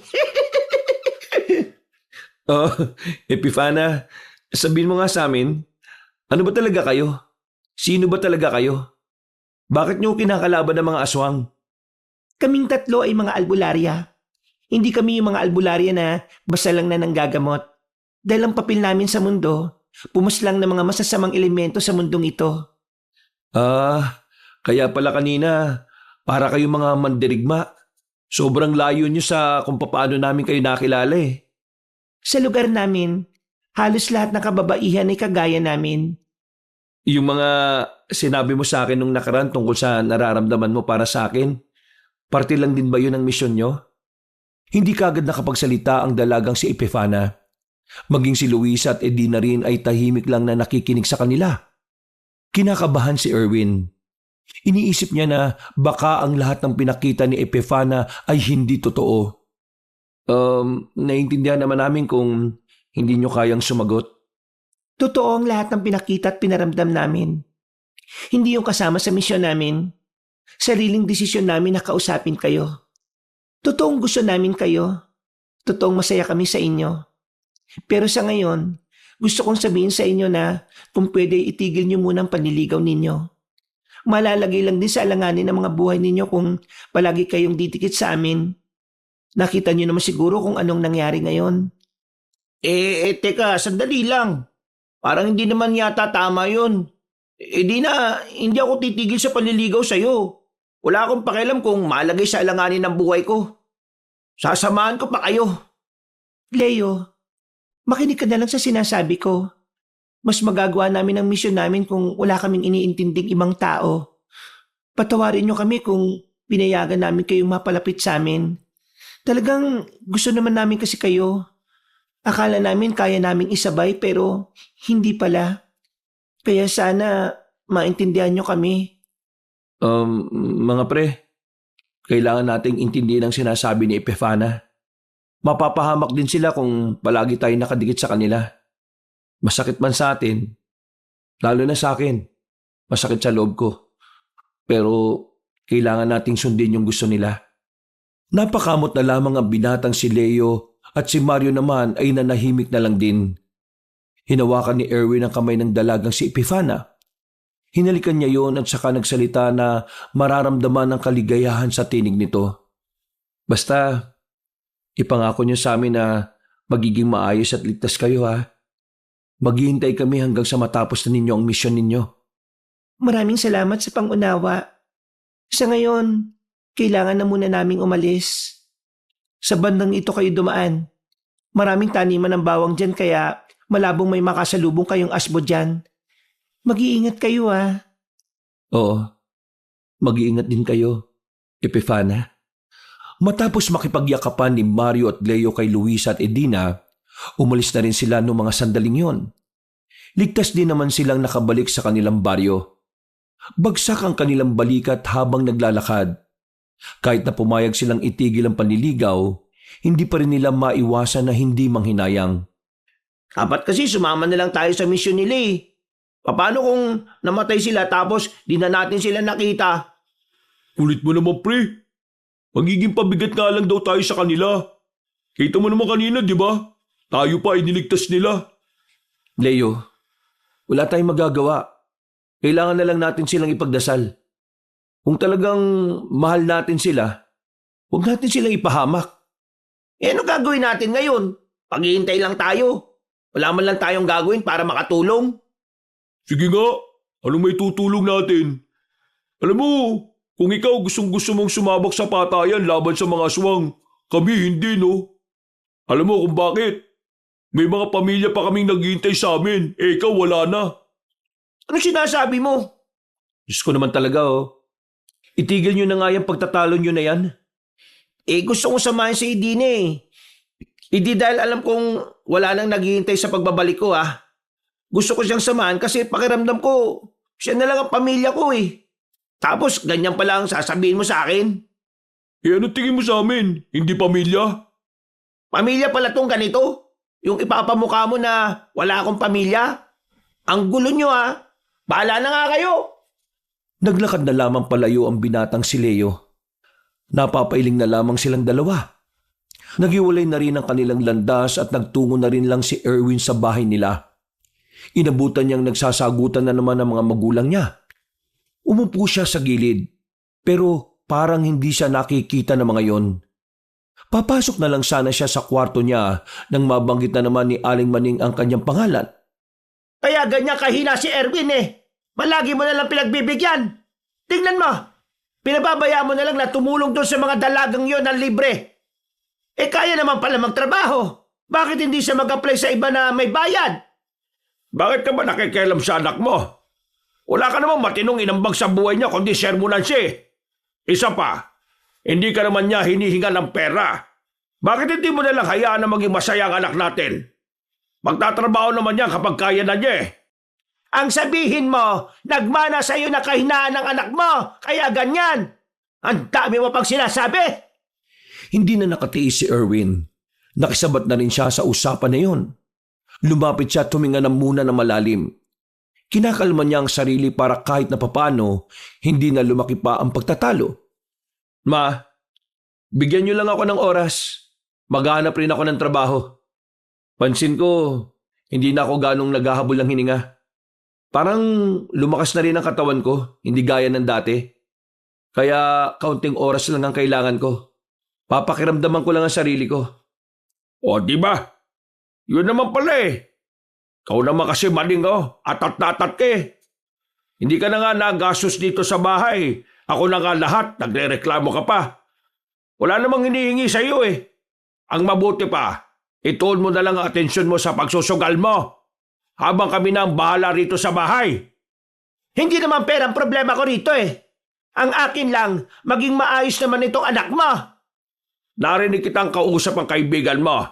Sinabi mong wala kang mahingi sa anak natin kasi walang trabaho. Ikaw, napakasinungaling mo talaga. Pa, ma, tama na tong pagtatalo na to. Meron akong iniisip na ibang bagay. Wala akong lakas para makipagtalo ngayon. Kumain na kayo. Wala akong gana. Tinan mo lang yan Ikaw kasi maling Pumasok na lang ang binata sa kanyang maliit na silid. Napapailing na lamang siya nang may gana rin sa kanyang papag. Ilang araw pa ang lumipas. Hindi na nagbukas ang karinderya nila Epifana at ang huling operasyon ng karinderya ay yung huli rin nilang pagkikita. Sa loob ng halos 3 linggo, nawalan na sila ng balita sa 3. Ilang beses silang bumalik sa karinderya, pero wala na talaga silang nasilayan. Sinubukan na rin nilang maglibot-libot sa mga kalapit nilang lugar. Wala rin silang napala. Habang nakatambay sila sa gilid ng basketball court, hindi matahimik ang kalooban ni Leo. Naghihimutok ang kalooban nito dahil ilang araw na niyang hindi nakakausap si Edina. Sana kasi di na lang ako nakinig sa inyo Sana kasama ko pa ngayon si Edina. Magkasama sana kami lumalaban. Kung hindi ka nakinig sa amin, di sana wala ka na ngayon. Kasi ano ba magagawa mo ron? Wala ka namang alam. Ayaw kong aralin kung ano yung ginagawa nila. Hindi nyo lang ako pinayagan Huwag kayong mawalan ng pag-asa. Nararamdaman ko na nasa mabuti pa silang kalagayan. Kailangan lang natin magtiwala sa Panginoon. Ayan ka na naman, Erwin Nananahimik si Lord tapos sa kanya na naman natin iaasa ang lahat. Kung hanapin na lang kaya natin sila. Ilang beses na ba natin silang hinanap? Pero wala naman tayong napala. Ang ibig kong sabihin, araw-arawin na natin yung paghahanap. Nagkatinginan ng 3 binata. Sa puntong ito, Dahil pare-pareho na silang nag-aalala para sa 3 babae, nagkasundo na sila. Kaya pagsapit ng kinagabihan, kanya-kanya silang labas ng kanilang bahay. Dinala nila ang lahat ng kakailanganin nila. Hindi nila kinalimutan ang malaking lampara na hinahanap pa nila sa silong ng bahay nila Leo. Tinahak nila ang daan. Papunta sila sa loob ng kagubatan. Wala silang pakialam kung may mga makasalubong man silang malalaking aso. Matapang sila kahit na ang dala naman nila ay mga kinakalawang na itak. Natatandaan ko. Ito yung daan na di natin diniretso dahil tinatamad na kayo eh. Kung tumpukin kaya natin to mga pre. Wala namang problema sa akin. Itong si Erwin ang iniisip ko. Bawal na pagod to eh. Bakit na yan oh? Sige, kaya ko naman na. Sigurado ka ba? Baka naman habang naglalakad tayo, bigla ka nalang mag-collapse ha? Kaya ko na. Di ko nga alam kung bakit parang lumakas din yung katawan ko eh. Parang hindi na ako inihingal ng malala. Di gaya ng hingal ko dati na parang hindi na ako makahinga. Eh kung ganun, tumbukin na nga natin tong daan na to. Mabilis silang naglakad patungo sa direksyon na tinuturo ni Leo. May narating silang tulay doon na yari sa kahoy. Todo kapit pa sila sa hawakan dahil medyo umuuga-uga na rin yon. Maingat nilang tinawid ang tulay sa pagkabahalang malaglag sa batuhan. Guminhawa ang kanilang paghinga nang malagpasan na nila ang tulay na yon. Inilabas na rin nila ang kanilang mga itak habang naglalakad. Yandaan niyo mga sarili niyo ha. Hindi na ito parte ng gubat na sakop ng baryo natin. Marahan silang naglakad sa gitna ng kagubatan. Kabadong-kabado sila. Pero nilalakasan na lamang nila ang kanilang loob para sa kanilang mga minamahal na babae. Hanggang sa tuluyan na nga nilang nakita ang isang maliwanag na komunidad. Malayo pa lang, tanaw na nila ang mga sulo na nakatusok sa paligid ng lugar sa mga sandaling yon. Naisipan nilang lumapit doon. Pero nasa bukana pa lang sila. Nagulat sila nang may tumusok na mga palaso sa harapan nila. Parang gahibla na lamang ay tatamaan na ang kanilang paa. Hindi sila nakagalaw. Kabadong-kabado habang napapalunok ng laway. Nakita nila ang mga kababaihan na nagbabantay sa bungad ng baryo. May hawak-hawak na mga palaso. Hindi kami kaaway! May hinahanap lang kaming 3 babae. Si Epifana, si Luisa at si Edina. Nang sabihin ni Erwin yon, marahang ibinaba ng mga kababaihan ng kanilang mga sandata. Nagkabulungan ng mga yon. Nakahinga naman ng maluwag ang 3 lalaki. Ilang sandali lang, lumabas mula sa lugar na yon ng babae si Epifana. Nakasuot ito ng kasuotan na tila sa labanan lang ginagamit. Samantala, tuwang-tuwa naman ang binatang si Erwin nang masilayan ng mukha ng dalaga. Pero nagtaka siya dahil wala siyang makitang ngiti sa dalaga. Mabuti naman at nasa maayos na lagay ka lang. Nasaan si Edina? Si Luisa, nasan din? Sumama kayo sa akin sa loob. Nauna nang naglakad ang dalaga. Sumunod din naman sila agad doon. Dinala sila ni Epifana sa isang malaking silid. Nakita nilang may mga kasamahan ng dalaga na nakahiga sa mga papag. Kabilang sa mga yon ang 2 dalaga na si Luisa at si Edina. Teka, anong nangyari kay Edina? Kay Luisa rin. Bakit wala silang malay? Nung nakaraang araw, nalaman namin kung nasaan ang mga aswang. Sinubukan namin gumawa ng pag-atake. Pero napaghanda na pala nila ang pagdating namin. Kaya ang nangyari, eto, meron silang inihandang patibong. Kumagat kami at lahat naapektuhan. Hanggang ngayon wala pa rin silang mga malay. Pero huwag kayong mag-alala. Dahil unti-unti ko na rin namang natatapos ang gamot para makamalay sila ulit. Kailangan lang nilang magpahinga. Walang paglagyan ng pag-aalala ni Leo at Mario noong mga sandaling yon. Kahit na alam nilang hindi agad magigising ang 2 dalaga, na natiling nakabantay ang 2 binata. Samantala, sa labas naman ay nakapag-usap na rin si Erwin at Epifana. Pero wala sa usapan nila ang tungkol sa mga nararamdaman nila. Tungkol ito sa pinuno ng mga asbo na nagngangalang Roland. Anong may tutulong namin, Epifana? Ngayong narito na kami at ganito ang dinetnan namin kalagayan ng mga kasama mo. Tingin ko dapat na kami makialam. Ang dahilan kung bakit hahayaan ko na kayong makialam ay dahil kailangan talaga namin kayo. Ha? Anong ibig mo sabihin? Napagtanto ko na lang na kaya sila nakapaganda sa pagpunta namin sa lugar nila ay dahil kabisado na nila ang amoy naming lahat. Kumbaga, sa amoy pa lang, alam na nila kung albularyo o manunugi sa mga kaharap nila. Kaya naman, kayong tatlo, ang naiisip kong susi para makapasok sa baryo nila. Sabihin mo, anong kailangan namin gawin? Meron kaming sandata na kailangan mailagay sa mismong lugar nila. Tinatawag namin itong rosas na itim. Ang rosas na itim ay nakakapagdulot ng pansamantalang panghihina sa mga aswang. Tatagal ang epekto nito sa loob lang ng 2 oras. Kapag naamoy nila ito, magkakaroon na kami ng pagkakataon para makalapit. May kalamangan na kagad tayo sa lagay na yon. Ang kailangan lang, mailagay ang rosas sa medyo mataas na parte sa lugar nila. Para kapag sumingaw ang amoy, kakalat yun sa iba't ibang parte ng lugar nila. Sigurado bang mananalo tayo kapag nagtagumpay kaming ilagay yon? Hindi pa garantisado, pero malaking bagay yon dahil tsak na marami sa tauhan ni Mang Rolen ang mababawas. Hindi tumatalab to dun sa pinuno nila? Hindi. Kakaibang level ang pagiging asbo niya. Hindi siya gaya ng mga pangkaraniwan na kalaban namin noon. Oh, sige. Gagawin namin yan. Kakausapin ko si Leo at Mario tungkol dito. Maraming salamat. Walang anuman. Basta para sa'yo, handa kong isugal ang buhay namin. Magaan na natapos ang usapang yon at binalikan na lamang nila ang kanilang mga kasama sa loob. Nagpahinga na muna sila roon. Kinabukasan ng gabi, nagkaroon na nga ng malay si Edina at Luisa. Pero ilang minuto lang ay nawala na naman ng malay. Ayon sa dalagang si Epifina, meron silang kailangang halamang gamot na makakatulong para mas madaling mabawi ng 2 babae ang kanilang lakas. Ganon din ang iba pa nilang mga kasama. Kaming 2 na lang ni Epifana ang kukuha ng halamang gamot na yon. Dito lang kayo. Hindi pwede. Sasama kami sa inyo. Gusto namin makatulong eh. Para ito kay Edina. Ako rin. Gagawin ko ito para kay Luisa. Kaya isama niyo kami. Hayaan na natin silang sumama. Kailangan din natin ng kasama para sa mga dadalhin natin mga tuyong sanga para ipanggatong. Sa wakas, makakarap ko na rin yung mga aswang na yan. Halamang gamot ang prioridad natin ngayon, hindi ang makipaglaban sa mga aswang. Tama si Erwin.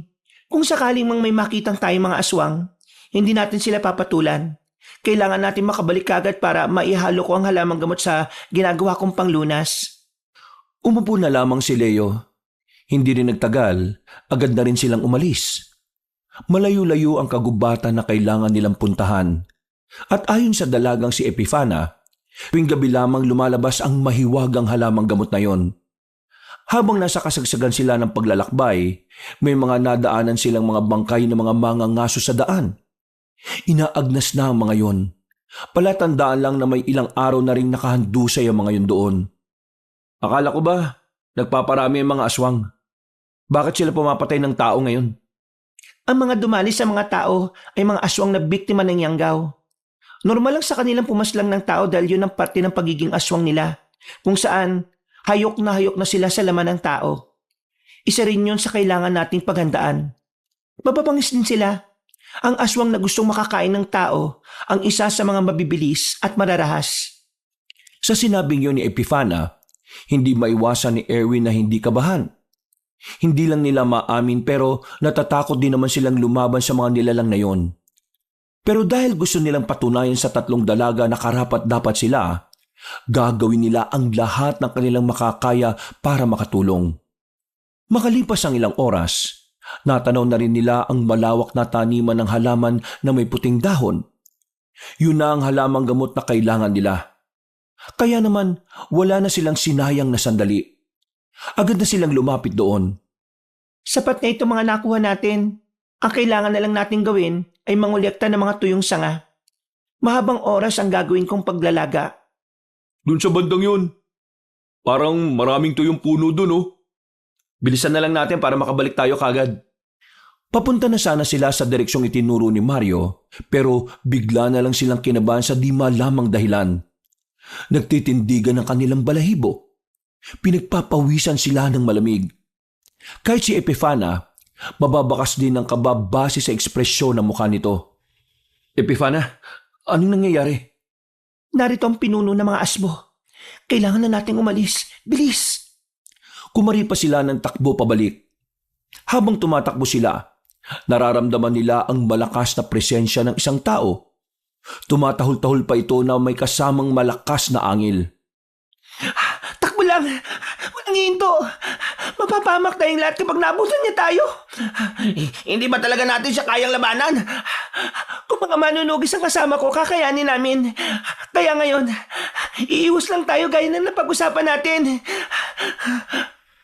Mas binilisan pa nila ang kanilang pagtakbo. Pero sa kasamaang palad, bigla namang hiningal si Erwin. Napatigil ito habang nakahawak sa kanyang dibdib. Yan ang nga po sinasabi ko eh. Hindi ka na naman makahinga eh. Sige na, mauna na kayo. Baliw ka ba? Hindi ka namin iiwan, no? Sige na, mauna na kayo. Ako nang bahala sa kanya. Ay, naku naman. Walang nagawa si Mario at Leo. Sinunod na lamang nila ang sinabi ng dalaga. Inisikaso ni Epifana si Erwin noong mga sandaling yon. Pero nagulat na lamang sila nang makitang nasa harapan na nila ang pinuno ng mga asbo. Isang aso na matangkad at kulay pula ang mga matang tila umiilaw rin. Anong gagawin natin ngayon? Diyan ka lang, akong bahala. Inihanda na ni Epifana ang kanyang hawak na itak. Sinubukan nitong umatake sa malaking aso na nasa harapan niya.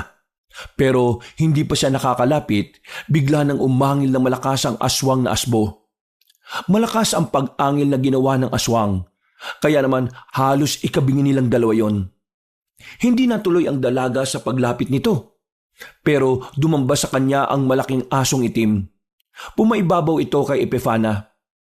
Mabuti na lamang ay nakagawa agad ito ng paraan para makaalis sa ganong klase ng posisyon. Tinusok niya ng itak ang tagiliran ng asbo. Kaya maya-maya lang, agad nang nagpalit bilang anyong tao ang matandang si Rolen. Talagang mailap ka rin babae ka.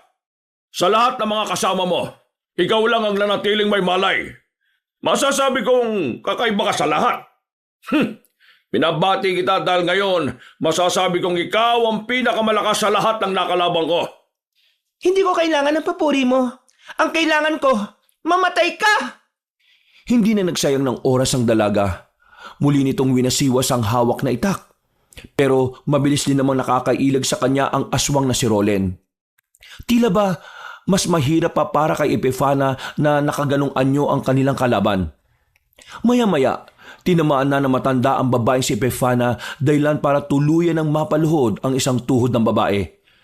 Hindi ko alam kung anong meron sa'yo eh. Pero nararamdaman kong kakaibang lakas ng katawan mo. Ang kaso nga lang, ngayong gabi, hindi ko nahahayaan pang maging hadlang ka sa pagpaparami ng mga aswang na asmo. May kung anong bagay na inilabas si Epifana at saka isinaboy sa mukha ng matandang aswang. Dahil sa kanyang ginawa ay napuwing ang mga mata ni Mang Rolen. Hindi na ito nakalapit pa. Sinamantala naman ni Epifana at Erwin ang pagkakataon. Mabilis silang tumakbo. Nang makarating na sila sa gilid ng ilog, nakita nila sa kabilang banda ang dalawang binata. Dito! Nandito kami! Ayun sila, tara! Sinuong nila ang malakas na agos ng tubig. Mabuti na lamang ay meron silang nahawakan na kawayan kaya sila nakatawid. Nang tumanaw sila sa kanilang pinanggalingan, nakita nila si Mang Rolen na nakaanyong asbo na naman. Pero nakakapagtaka na hindi na sila nito sinundan pa. Wala na silang oras para ianalisa pa kung ano ang dahilan. Kinuha na lamang nila ang pagkakataon na yun para umalis. Nagmamadali silang tumakbo hanggang sa tuluyan na nga silang nakaalis sa lugar na yon. Hindi nila nadala ang mga tuyong panggatong, pero ang mahalaga, nadala nila pauwi ang mga halamang gamot na kakailanganin nila. May sugat ka, Epifana? Huwag niyo akong intindihin. Sanay na ako sa mga ganitong uri ng sugat. Bilisan na lang natin ang paglalakad at nang matapos ko na rin ang lunas para sa mga kasamahan natin. Noong mga sandaling yon, nakahinga na rin ng maluwag ang binatang si Erwin. Ligtas silang nakauwi. At dahil wala silang nadalang mga panggatong, pinagtisan na lamang nila ang mga lumang dingding sa mga kabahayan. Habang abala ang dalaga, sinamantala na ng tatlong binatang pagkakataon para makapagpahinga. Akala ko kanina, Hindi na talaga kayo makakasunod sa amin eh. Akala ko nga rin kanina mamamatay na kami. Buti na lang talaga, matalino si Epifana. Sana naman maging maayos na rin ang kalagayan ni Luisa. Isang malalim na buntong hininga na lamang ang nagawa ng lalaking si Erwin. Kinaumagahan, nagising na rin si Edina at Luisa. Tuwang-tuwa ang dalawang binata dahil doon. Samantalang si Erwin, pansamantala na muna siyang nagpaalam. Kailangan niya muna kasing ipaalam sa kanyang ama ang nangyayari sa buhay niya. Nagpatid siya sa ilang kasamahan ni Epifana sa takot na baka makasalubong niya sa daan si Mang Rolen. Nang makarating siya sa baryo nila, nakita niya ang kanyang ina na nakikipagtsismisan. Narinig niyang siya na naman ang pinag-uusapan ng mga yon. Wala na siyang dapat pakialam at hahayaan na lang sana yon. Pero hindi na naman niya nagustuhan ang sinabi ng kanyang ina. Ay nako, bakit naman mag-aanak ang kaisa-isa kong anak? Sarili niya nga hindi kayang buhayin. Kita niyo naman sa akin pa rin umaasa. Ang laki-laki na. Ma, kailangan mo ba talagang sabihin pa yan sa kanila? Nagulat ang matandang babae nang marinig ang tinig ng anak. Hindi nito inaasahan na naroon na pala si Erwin. Tila naputulan na ng dila si Aling Maning dahil hindi na ito nakapagsalita. Ikaw lang yung ina na kayang sirain sa ibang tao ang sariling anak no? Kakaiba ka talaga, ma. Sana maging masaya ka sa ginagawa mo sa anak mo. Napapailing na lamang si Erwin at pinagpatuloy na lang ang paglalakad. Nang makarating siya sa kanilang bahay, hindi na niya sinabi pa kay Mang Geston ang nangyari. Batid niya kasing hindi magugustuhan ng ama niya ang bagay na yon at baka mag-away na naman ang dalawa. Oh, inumaga ka yata ngayon. Pa, may sasabihin ako sa inyo pero wag ka sanang mabibigla. Ay, pambihira. Nakabuntis ka? Pa naman, ang OA niyo dyan Hindi hindi ba? Ano pala? Tumingin-tingin na muna ang lalaki sa labas kung may ibang nakakarinig. Nang masigurong wala namang tao, hindi na siya nagsayang ng oras. Agad na niyang kinuwento ang mga nangyari. Hindi naman makapaniwala ang kanyang ama nang malaman ang mga nangyari sa buhay niya. Kalakip nito ay ang pag-aalala nito para sa kaligtasan niya. Anak, alam kong gusto mo talaga ang babaeng yon. Pero anak, delikado ka dyan. Kung yang si Epifana sanay na sa pakikipaglaban sa mga aswang, ikaw hindi pa. Nag-aalala lang ako na baka mapahama ka dyan. Pa, mahal ko si Epifana. At kahit na anong delikado pa ang pagdaanan namin, sasamahan ko siya. Yun ang paraan ko para iparamdam sa kanya na handa ko siyang samahan sa kahit na anong sitwasyon. Pero kasi, pa, kaya ko naman ang sarili ko Minsanan na lang akong hingalin at tingin ko, magiging maayos naman ako. Kung yan ang gusto mo, hindi bahala ka. Basta, ipapangako mo sa akin na makakabalik ka rito ng buhay, ha? Alam mo naman na parang ikaw na lang ang meron ako, hindi ba? Kapag nawala ka, parang mag-isa na lang din ako. Kung sana, ayos sa atin ang mama mo Pero wala Wala rin naman akong aasahan na pagmamahal sa kanya. Huwag ka mag-alala pa. Babalik naman ako ng buhay Pangako yan. Meron ba ako may tutulong dyan, anak? Di ba, nasabi mo na yung mga aswang na yun nandudukot sila ng mga taong ginagawa rin nilang aswang. Ang magagawa mo na lang para sa akin pa ay yung ingatan niyo ang sarili ninyo. Kapag may nakita kayong kahina-hinalang tao, hindi kaya malaking aswang, umiwas na kagad kayo. Hindi kaya malaking aso, umiwas na kagad kayo. Tumangot-tango na lamang ang matandang si Geston. Pumasok na lang si Erwin sa sariling silid. Balak niya na lang sanang mahiga pero hindi na niya namalaya na nakatulog na pala siya. Paggising niya, gabi na pala. 11:00 na. Agad siyang napabangon nang maalala sina Epifana na maaaring hinihintay na rin siya. Gagi, napahaba pala yung tulog ko. Nang lumabas siya at nagtungo sa sala, naabutan niya si Mang Geston na may hawak na kutsilyo. Ang kanyang ina naman nakasiksik sa gilid na takot na takot. Pa, anong nangyayari? Shh! Huwag ka maingay. Bakit nga? Kanina pa umaali-aligid sa labas, 2 lalaki. Hinahanap ka nila. Tingin ko, aswang ang mga yon. Ano ba kasi ang ginawa mo, Erwin? At bakit may mga galit sa yung aswang, ha? Ipapahamak mo pa kami. Manahimik ka na nga lang dyan. At wala ka namang magagawa rito. Naninisi ka pa eh. Ikaw kasi kanina, sinabi mo bang dito nakatira ang anak natin? Malay ko ba kung sino mga yon? Sinabi ko lang naman na natutulog. At saka, ano bang alam ko na ito palang anak natin may atraso sa mga aswang? Pa, sigurado ba kayong mga aswang ang nasa labas? Oo. Nakita ko kanina nagbago yung itsura nila. Buti nga hinila ko itong mama mo eh. Wala na sana to ngayon. Sinilip ni Erwin ang labas. Nakita niya nga roon na may nakatambay na 2 lalaki sa tapat nila. Kinakabahan si Erwin. Kung hindi sila makakalis sa bahay nila, baka mas lalo pang dumami ang mga aswang sa harapan ng kanilang bahay. Kaya naman naisip ni Erwin na umalis na roon. Pa, tara, aalis na tayo rito. Hindi tayo pwede narito. Baka dumami sila dyan sa labas. Saan naman tayo pupunta? Pupunta tayo sa baryo nila Epifana. Ano? Iiwan niyo lang ako rito? Malamang sasama ka sa amin, sinaulo ka ba? Bakit ka naman namin iiwan? Hindi naman masama ugali namin kagaya mo. Tara na, habang hindi pa sila nakakahalatang aalis tayo. Dito na tayo sa kwarto namin dumaan, sa may bintana. Walang sinayang na sandali ang magpamilya. Lumusot na sila sa likuran ng kanilang bahay. Pinagkasya nila ang mga sarili nila sa masikip na espasyo para lang makaalis. Takba lang ba na dito tayo dumaan? Hindi ba tayo makikita ng mga yon? Hindi, wag lang tayo mag-ingay. Hey, Diyos ko, ano ba itong mga natatapakan ko? Ang sasakit sa mga paa. Huwag ka nang maingay at baka marinig tayo. Hindi pa tayo nakakalayo oh. Bakit ba kasi dito tayo dumaan? Hindi ka ba talaga makaintindi? Maiwan ka na nga lang kaya. Diyos ko, ito na nga ba sinasabi ko eh.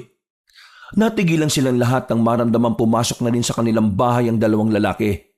Mas lalo silang kinabahan nang makitang dumungaw na sa bintana ang mga yon. Mabuti na lamang nakalabas na sila sa masikip na daan. Wala silang sinayang na pagkakataon. Habang hindi pa sila nakikita ng mga yon, ay tumakbo na sila paalis. Nakarating sila sa kalsada. Pansamantala na muna silang nagtago sa likuran ng truck habang naghihintay ng daraang sasakyan. Tingnan mo na ginawa mo. Munti ka pa tayo makita. Nang dahil sa'yo, mapapahamak pa tayo eh. Ay nako, kahit na kailan talaga. Wala ka nang ginawang maganda para sa amin. Kanina pa kasi ako nagtatanong bakit hinahabol ng mga aswang ang anak natin na to? Bakit? Kasi kasama ako sa mga nakalaban nila. Baka gusto nila akong kunin. Siguro gagawin nila akong aswang. O kaya papatay nila ako. Pwede rin namang gawing bihag para mas madali nilang mapasuko yung mga kasama ko. O ano, ayos na bang sinabi ko, ma? O kailangan pa bang dagdagan para kahit papano makaramdam ka ng pag-aalala? Tamimi ang matandang babae. Nakakaramdam na rin si Erwin ng galit. Pero dahil gusto pa rin niyang makaligtas ang kanyang ina, sinusubukan niya ang lahat ng makakaya niya para isang tabi ang personal niyang problema. Pakiusap lang, ma. Kahit na ngayon lang. Makisama ka naman. Please lang. Hindi lang naman buhay namin ang mapapahamak Buhay mo rin. May halaga rin ang buhay mo para sa amin, ma. Pwede, Maning. Maya ka naman sa anak mo. Kahit na hindi maayos ang trato mo sa kanya, kaligtasan mo pa rin ang iniintindi niya. Sana naman matuto ka magpasalamat. Hindi na nagsalita pa ang matandang babae. Bumuntong hininga na lamang si Aling Maring at tuluyan ng nanahimik. Isang malalim na paghinga na naman ang ginawa ni Erwin. Dumampot na lamang siya ng 2x2 na nasa gilid. Sumili pa sa kalsada. Nang masigurong walang makakakita sa kanila, sinenyasan na niya ang kanyang magulang na lumabas. Pinauna niya ang mga yon at itinuro ang kanilang daraanan. Sa mga sandaling ito, triple ang kabang nararamdaman niya. Mas kinabahan siya na kasama niya si Mang Gistoni at Aling Maning. Hindi niya kakayanin kapag may nangyaring masama sa 2 matanda. Pagpasok nila sa kagubatan, inabutan sila ng kamalasan. Sumakto pa kasing ang nadaanan nilang gubat ay ang lugar na kung saan nagsasagawa ng pagpupulong ang mga asbo. Sa palagay ni Erwin, nagpaplanong lumusob ang mga yon. Ang problema, hindi niya alam kung saan o aling baryo ang guguluhin ng mga aswang. Kahit na gusto niyang pigilan ng mga aswang, batid niyang wala rin siyang magagawa. Isa pa, sa mga sandaling ito ay mas uunahin na muna niya ang kanyang mga magulang. Huwag kayong maingay, kahit na ano mangyari. Kapag nalaman nilang narito tayo, malilintikan tayo. Aswang ang lahat ng mga yan. Oo pa, may kakayahan silang maging anyong aso na malaki at matangkad. Ang tawag sa kanila, aswang na asbo. Anong ginagawa nila? Baka nagbabalak na manggulo. Halos 15 minutong naghintay sila Erwin na matapos ang ginagawa ng mga aswang. Nang makalis na ang mga yon, saka pa lamang sila naglakas ng loob na ipagpatuloy ang kanilang paglalakad. Pero hindi pa man sila nakakalayo sa lugar na yon, may mga aswang nang humarang sa kanila. Hindi nila inaasahan na may mga aswang pa palang bumalik. Sandaling nakatinginan at nagkatitigan, at dahil sa liwanag ng buwan, nakikita nilang unti-unti nang nagbabago ang anyo ng mga yon. Naging asong itim na. Pa, ma, takbo na! Ako nang bahala dito! Pero hindi kita pwedeng iwan dito, anak. Sige na, takbo na! Maning, tumakbo ka na! Iligtas mo ang sarili mo, bilis! Papa naman! Naalala mo ba yung pangako natin nung maayos pa ang pamilya natin? Tayong dalawang lalaki ang poprotekta sa nag-iisang babae sa pamilya natin. Ngumiti si Mang Jeston. Ilang sandali lang ay umangin na ang mga asbo. Sinyales na aatake na ang mga yun. Ma, takbo na! Natatarantang tumakbo ang matandang si Maning. Hindi na rin ito nakapagsalita pa dahil sa sobrang takot. Nang makalis na si Aling Maning, humarap na sila sa mga aswang. Pa, kahit na ano mangyari, sa likod ka lang. Lahat ng atake, ako na munang haharap sa kanila. Hindi pwedeng wala akong gawin. Etong sa akin, pamalo ko sa kanila. Nang sabay-sabay nang lumusob ang mga aswang na asbo, sakto namang dumating sila Epifana. Tinira ng mga iyon ng palaso ang mga aswang. Agad namang itong tinamaan. Parang nabunutan ng tinik sa lalamunan ng magama. Nanlambot na lamang ang matandang lalaki dahil sa takot. Pre, ayos lang ba kayo? Mabuti na lang nakasulubong namin si Aling Maning. Maraming salamat mga pre. Pero yung mga aswang, may binabalak sila. Meron silang lulusubin. Pero hindi ko alam kung saan eh. Kasama ba nila si Mang Rolen? Hindi ko siya nakita kanina. Hindi ako pwede magkamali. Ang baryo namin ang lulusubin nila. Kailangan na natin bumalik doon. Pero paano mga magulang ko? Baka mapahamak sila kapag isinama natin. Mas mapapahamak sila kapag iniwan mo sila at wala kang alam kung anong nangyayari sa kanila. Mas mainam nang kasama natin sila para kahit papaano maprotektahan natin. Wala na tayong choice, pre. Sama mo na.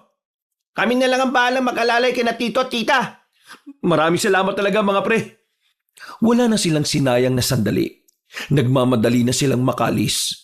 Kailangan kasi nilang maunahan ng mga aswang sa baryo nila Epifana. Makalipas lang ang halos kalahating oras, nakabalik na rin sila sa baryo ng mga albularya. Wala ang mga aswang doon, pero hindi sila naging kampante. Inalarma nila ang lahat ng mga manunugis. Pinakalat ang mga tao nila sa lahat ng boundary ng kanilang lugar. Erwin, dumito na muna kayo. Mario, Leo, puntahan niyo si Edina at Luisa. Bantayan niyo sila. Kahit ano mangyari, huwag niyong pababayaang lumabas. Hindi pa nila kaya. Kailangan pa nila makapagpahinga ng mas mahabang oras. Kahit magaling na sila, wala pa sa kanila ang dating lakas nila. Umalis ang tatlo, naiwan sa bayang magpamilya. Napaupo na lamang si Erwin sa gilid. Ang kanyang ama naman ay magkakasunod na buntong hininga ang ginawa habang nakatingin sa malayo. Samantala, si Aling Maning ay tahimik lang din. Hindi pa rin ito makapaniwala na handang isugal ni Mang Jeston at Erwin ang buhay ng mga ito para lamang sa kanya. Siya na puro lang sama ng loob ang dinudulot sa magama. Huwag na kayo mag-alala. Habang wala ang mga aswang, pansamantala tayong ligtas dito. Si Epifana, Edina at Luisa, magagaling silang albularya at manunugis. Lahat din ang narito, mga lihito mong lumalaban sa mga aswang. Kumusta ka anak? Hindi ka ba hiningal? Wala ka bang nararamdaman? Kanina parang titigil na yung tibok ng puso ko sa sobrang kabe. Hindi kasi ako sanay na kasama ko kayo. Hindi ko kaya na mapahama kayo dahil sa mga aswang na yon. Pero ngayon, maayos na ako. Nakakahinga na ako na maayos. Nakatulong din siguro na lagi akong umaalis. Kahit na papano naging maganda ang resistensya ko. Pero anak, huwag mo nang uulitin yon ha. Sa ating tatlo, ikaw ang dapat na mas mabuhay. Bata ka pa, marami pang mangyayari sa buhay mo. Pa, walang saysay ang mga nangyayari sa buhay ko kung wala na mga magulang ko. Kaya dapat, lahat tayo, mabuhay tayong lahat. Narinig mo kung gaano kasinsero ang anak natin. Ganyan ang tunay na pagmamahal, Maning. Kahit imaltrato mo, mamahalin ka pa rin. Di ba nga tinawag mo na aso si Erwin dati? Oo, para siyang aso. Kasi ang aso, kahit saktan mo, mamahalin ka pa rin nun. At ikaw pa rin ang kikilalaning magulang. Bigla na lamang humagulgol ng iyak ang matandang babae. Ilang minuto itong umiiyak lang. Pinabayaan lang nila yon. Hanggang sa napagod na rin ito at tuluyan ng tumahan. Oy, bakit ka umiyak dyan? Nakukonsensya ka na ba sa mga ginawa mo sa amin? Napakasama kong tao.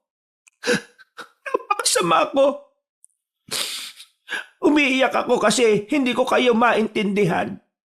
Bakit kailangan niyo pa akong iligtas? Para ba mas lalo akong mahirapan sa konsensyang ito? Ma, niligtas ka namin kasi mahal ka namin. Yun lang ang tanging sagot sa tanong mo, ma. Nagagawa niyo pa rin mahalin ang kagaya ko. Oo naman, ma. Naniniwala kasi kami na babalik pa rin yung dating ikaw. Yung hindi nilalamon ng pera at sugal. Naligaw ka lang naman ng landas eh. At hindi kami nawawalan ng pag-asa ni Papa. Na balang araw, bigla kang makakabalik sa dating ikaw. Kahit na lagi mo kaming minamaliit, mahal na mahal ka pa rin namin. Ikaw pa rin yung babaeng pinakasalan ko. At ikaw pa rin yung ina ng anak natin. Kaya ikaw, Maning, sana maisip mo yung mga pagkakamali mo. Baka mamaya mahuli na ang lahat.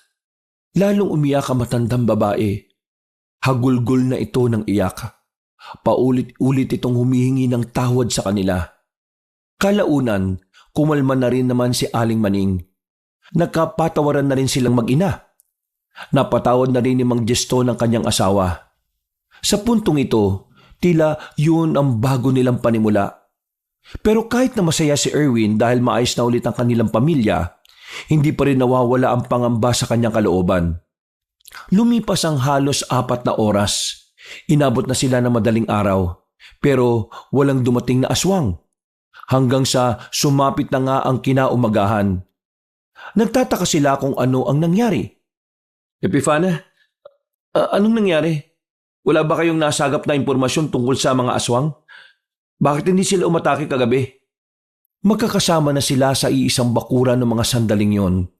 Pare-parehong mababasa ang kaba sa kanilang mga muka. Tila nababahala. Iniisip nila na baka nakatunog ang mga aswang kaya sa ibang lugar ang inatake ng mga yon. Mukhang nakamali ako. Nilito lang tayo ng mga aswang. Kung ganon, saan naman kaya sila umatake? May hinala ako. Inatake nila ang mga pamilya namin. Ibig mo sabihin, may isa pa kayong baryo na kung saan naroon ang mga pamilya ninyo? Oo. Kahit na may kaalaman sila sa pakikipaglaban, kinakabahan pa rin ako. Kung sakaling kasama ng mga aswang si Mang Roland kagabi, tsak na maraming namatay sa mga pamilya namin. Tumayo ang dalaga. Dinampot nito ang hawak na itak na nasa gilid. Oh, saan ka pupunta? Dina, Luisa, balikan natin ang baryo ng mga pamilya natin. Teka, sasama kami. Ako rin. Aba, siyempre ako rin. Nagpaalam na muna si Erwin sa kanyang mga magulang. Kampante naman si Erwin na walang mangyayaring masama sa dalawang matanda dahil maraming nagbabantay sa mga yon. Hindi nagtagal, lumarga na rin sila. Hindi naman kalayuan ang baryong kanilang pinuntahan. Kaya 20 minutos na lakaran lang, nakarating na rin sila roon. Sa labas pa lang ng baryo, nararamdaman na kagad nila ang mabigat na atmosfera na nagmumula sa loob. Bakas na sa mukha ng 3 babae ang kaba. Nagmamadali silang pumasok. Muntikan pang matalisod si Erwin nang nasagi niya ang isang bangkay na nakahandusay sa labag.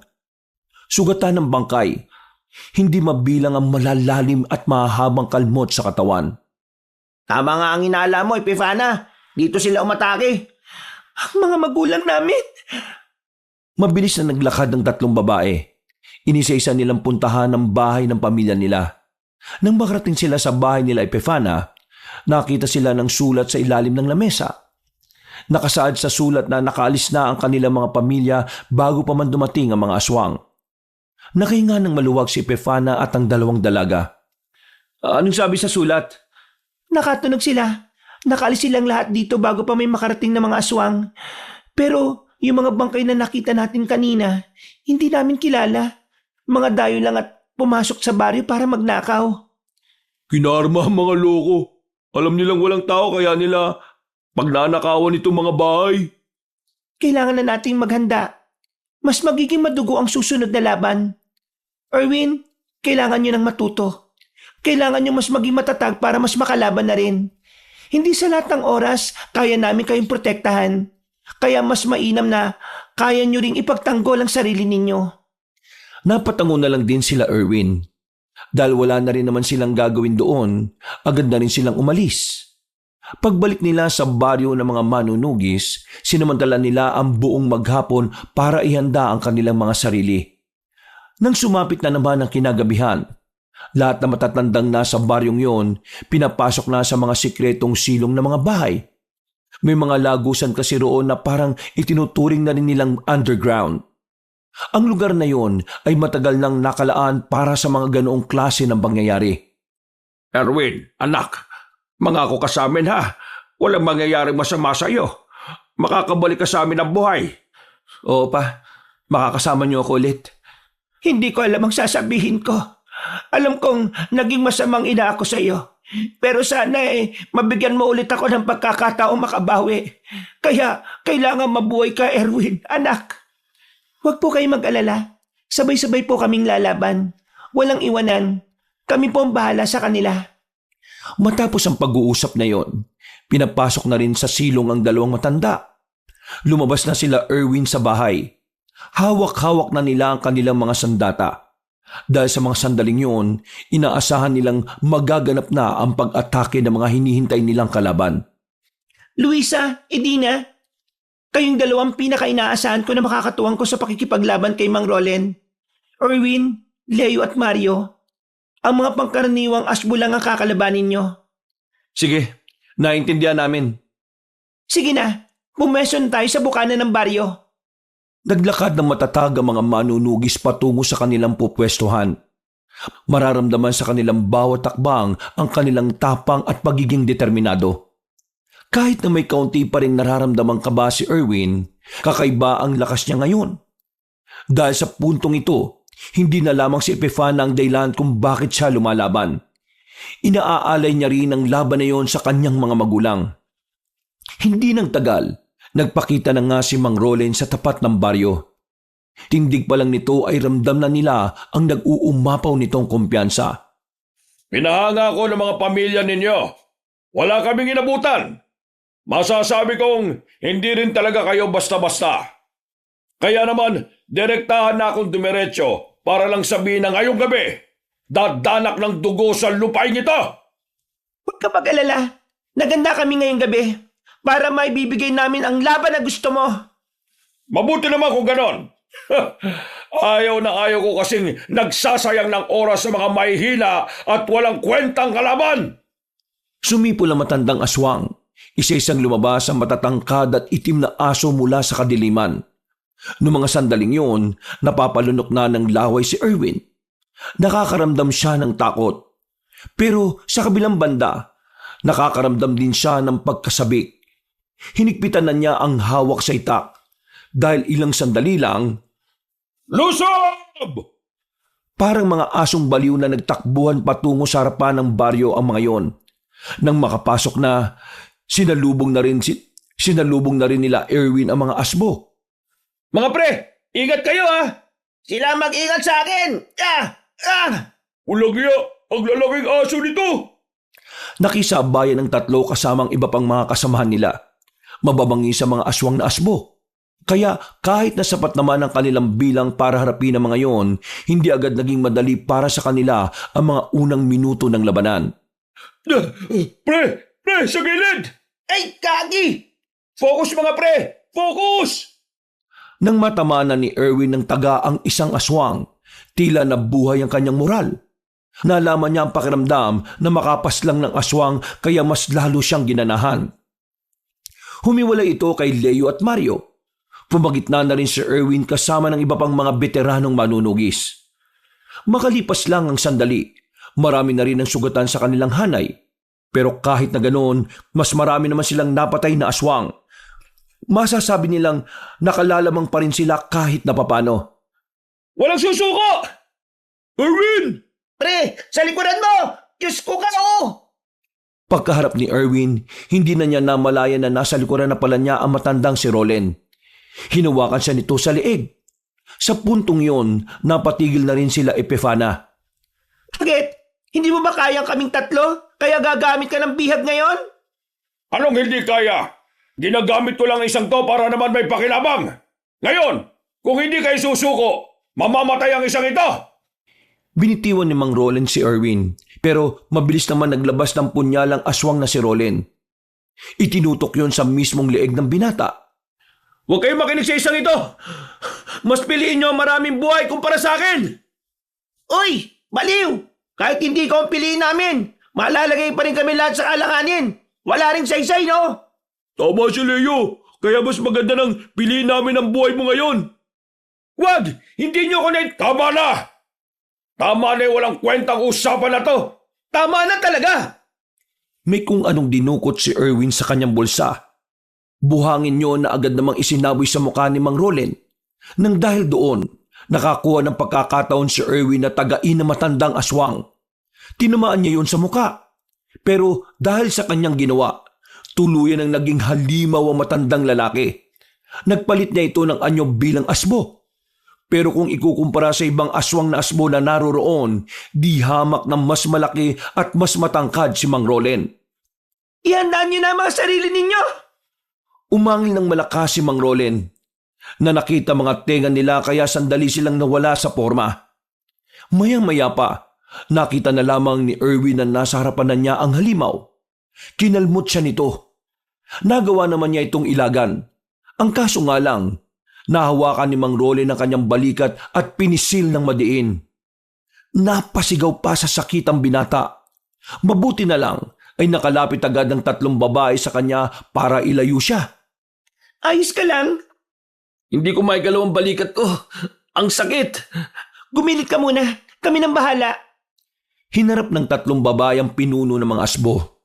Walang humpay ang pag-atake na ginawa ni Mang Roland. Napansin ni Epifana na parabang bara-bara na ang ginagawa ng kanilang kalaban.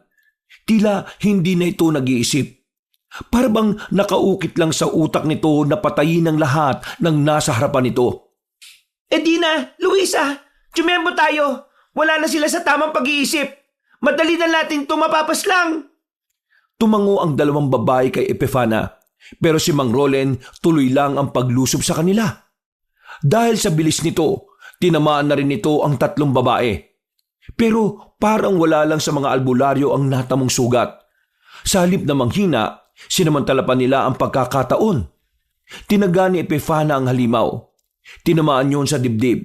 Sundan din naman ng mga taga ni Luisa sa likuran. Habang si Edina naman ay sa bandang balakang naman dinali ang aswang. Humaba pa ang mga kuko ni Mang Roland. Akmang lulundagan nito si Epifana. Pero naitarak na rin ng dalaga ang itak sa mismong dibdib nito. Pumaibabaw ito sa kanya, pero hindi na yon nakagawa pa ng pag-atake. Unti-unting nagbago ang anyo ni Mang Roland. Bumalik yon sa dati nitong anyo bilang tao. Hindi ako makapaniwala. Nagawa kong talunin ng mga babae. Wala sa kasarian ng pagiging mandirigma, Mang Roland. Minalas ka lang talaga dahil natapat ka sa mga may puso at pagkakaisa. Marahil nga. Marahil ito na nga ang katapusan ko. Pero hindi pa itong katapusan ng lahi ng mga aswang. Nagawa pang tumawa ng malakas ni Mang Roland, pero sa dulo ng tawa na yon ay tuluyan na rin itong nalagutan ng hininga. Naiwan na lamang ang mga pangkaraniwang asbo. Na sa mga sandaling yon, tila nawalan na rin yun ng pag-asa kaya agad na rin naman silang natalo. Naghiyawan ng mga manunugis. Tuwang-tuwa sila nang makuha na nila ang kanilang pagkapanalo. Maya-maya lang din, lumabas na rin ng silong ang mga matatanda. Agad din namang nilapitan ni Mang Geston at Aling Maning si Erwin. Mabuti naman at ligtas kayo, anak. Pero anong nangyari sa iyo? Wala to pa. Hindi naman to sobrang seryoso. Ang mahalaga ngayon, wala na po ang kalaban nating aswang. Makakapamuhay na po tayo ng mapayapa. Salamat naman sa Diyos. Nagyakapan silang tatlo. Natuwa naman sa kanila ang lahat ng nakakita. Lalong-lalo na ang dalawang binata na si Mario at Leo.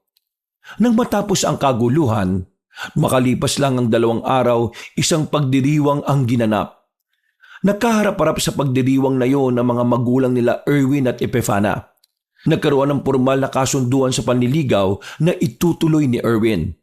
Wala naman naging problema sa bawat magulang ni Erwin at Epifana. Samantala, sinagot na ni Edina si Leo. Sinagot na rin ni Luisa si Mario. Ang tanging naghihintay na lamang ng matamis na oo ay si Erwin. Pero handa namang maghintay ang binata kahit gaano pa ito katagal. Nangako kasi ito sa dalaga na kahit na anong mangyari, igagalang niya ang prosesong gustong pagdaanan ng kanilang ligawan. Sa kabilang banda, mas gumanda naman ang samahan ni Mang Jeston at Aling Maning. Nagbago na ng tuluyan si Aling Maning at mas lalo pa itong naging epektibong ina at asawa. Iniwan na nito ang sugal. Mas naglaan ito ng oras para sa pamilya. Para kay Erwin, wala na siyang ibang mahihiling. Kontento na siyang nakikitang masaya na ang mga tao sa paligid niya. Ngayong wala na mga aswang na kanilang kinatatakutan, masisimulan na niya ulit ang bagong buhay na kasama ang mga mahal niya. Isang buhay na kung saan kaligayahan at kapayapaan lamang ang kanilang mararanasan. Wakas! Pinagpalang araw sa mga kaabangers at sa mga kayanggaw, si Kabanong Pole. Muli tayo na naman ay magsha-shoutout. Ito talaga shoutout to Kaya nga shoutout, kailangan medyo parang sumisigaw di ba? Hindi yung nagpo-post lang ng parang mga font, mga text sa video, di ba? Ito shoutout talagang malupit. Okay, so isa-shoutout po natin, ipa-prioritize natin yung mga member natin dito sa mga kwento ni Kabanong na YouTube channel. Yung nag-click ng join button at nagba-member sa atin. So, ito po, isa-shoutout po muna natin. Unang-una, ito for the month of itong nakalipas na buwan, itong June. So, ang unang-unang nag-member sa atin nung June ay si Lance MBB. Ayan, nag-join siya nung, ito po, nung June 3. Then ang kasunod niya ay si Mayan Zuvela, si Christopher Kalima. Shoutout po kay Almira Alodo, kay Precious Irish Also,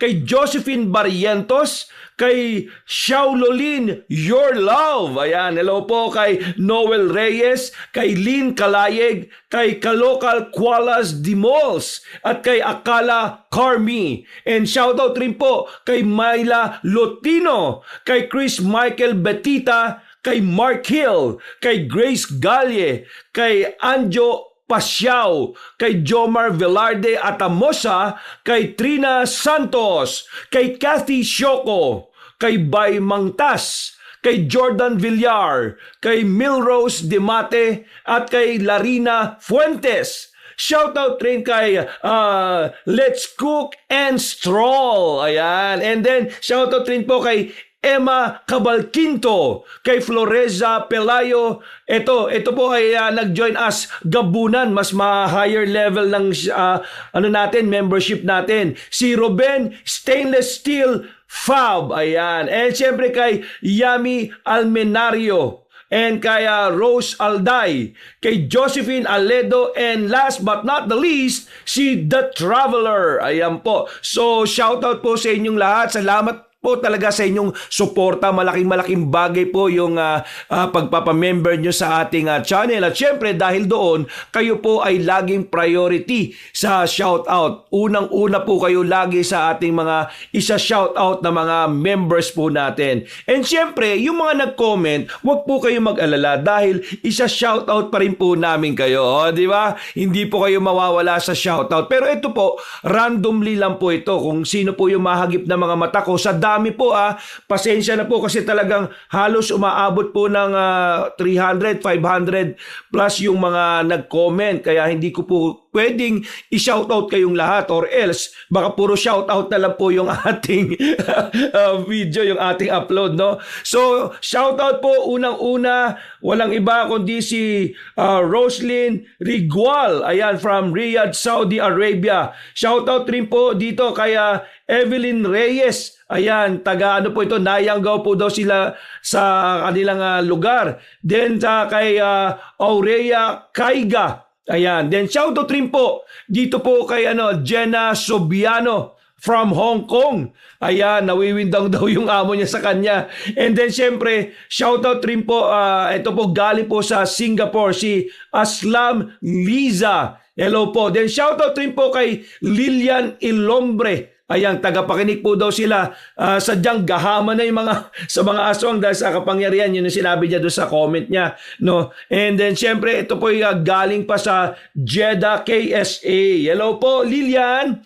And then syempre kay Aurelia Ragragula. Ayan, from Pateros. Hello po, nako, meron po mga balot dyan. Hanggang ngayon ba, dyan pa rin yung nanggagaling mga balot?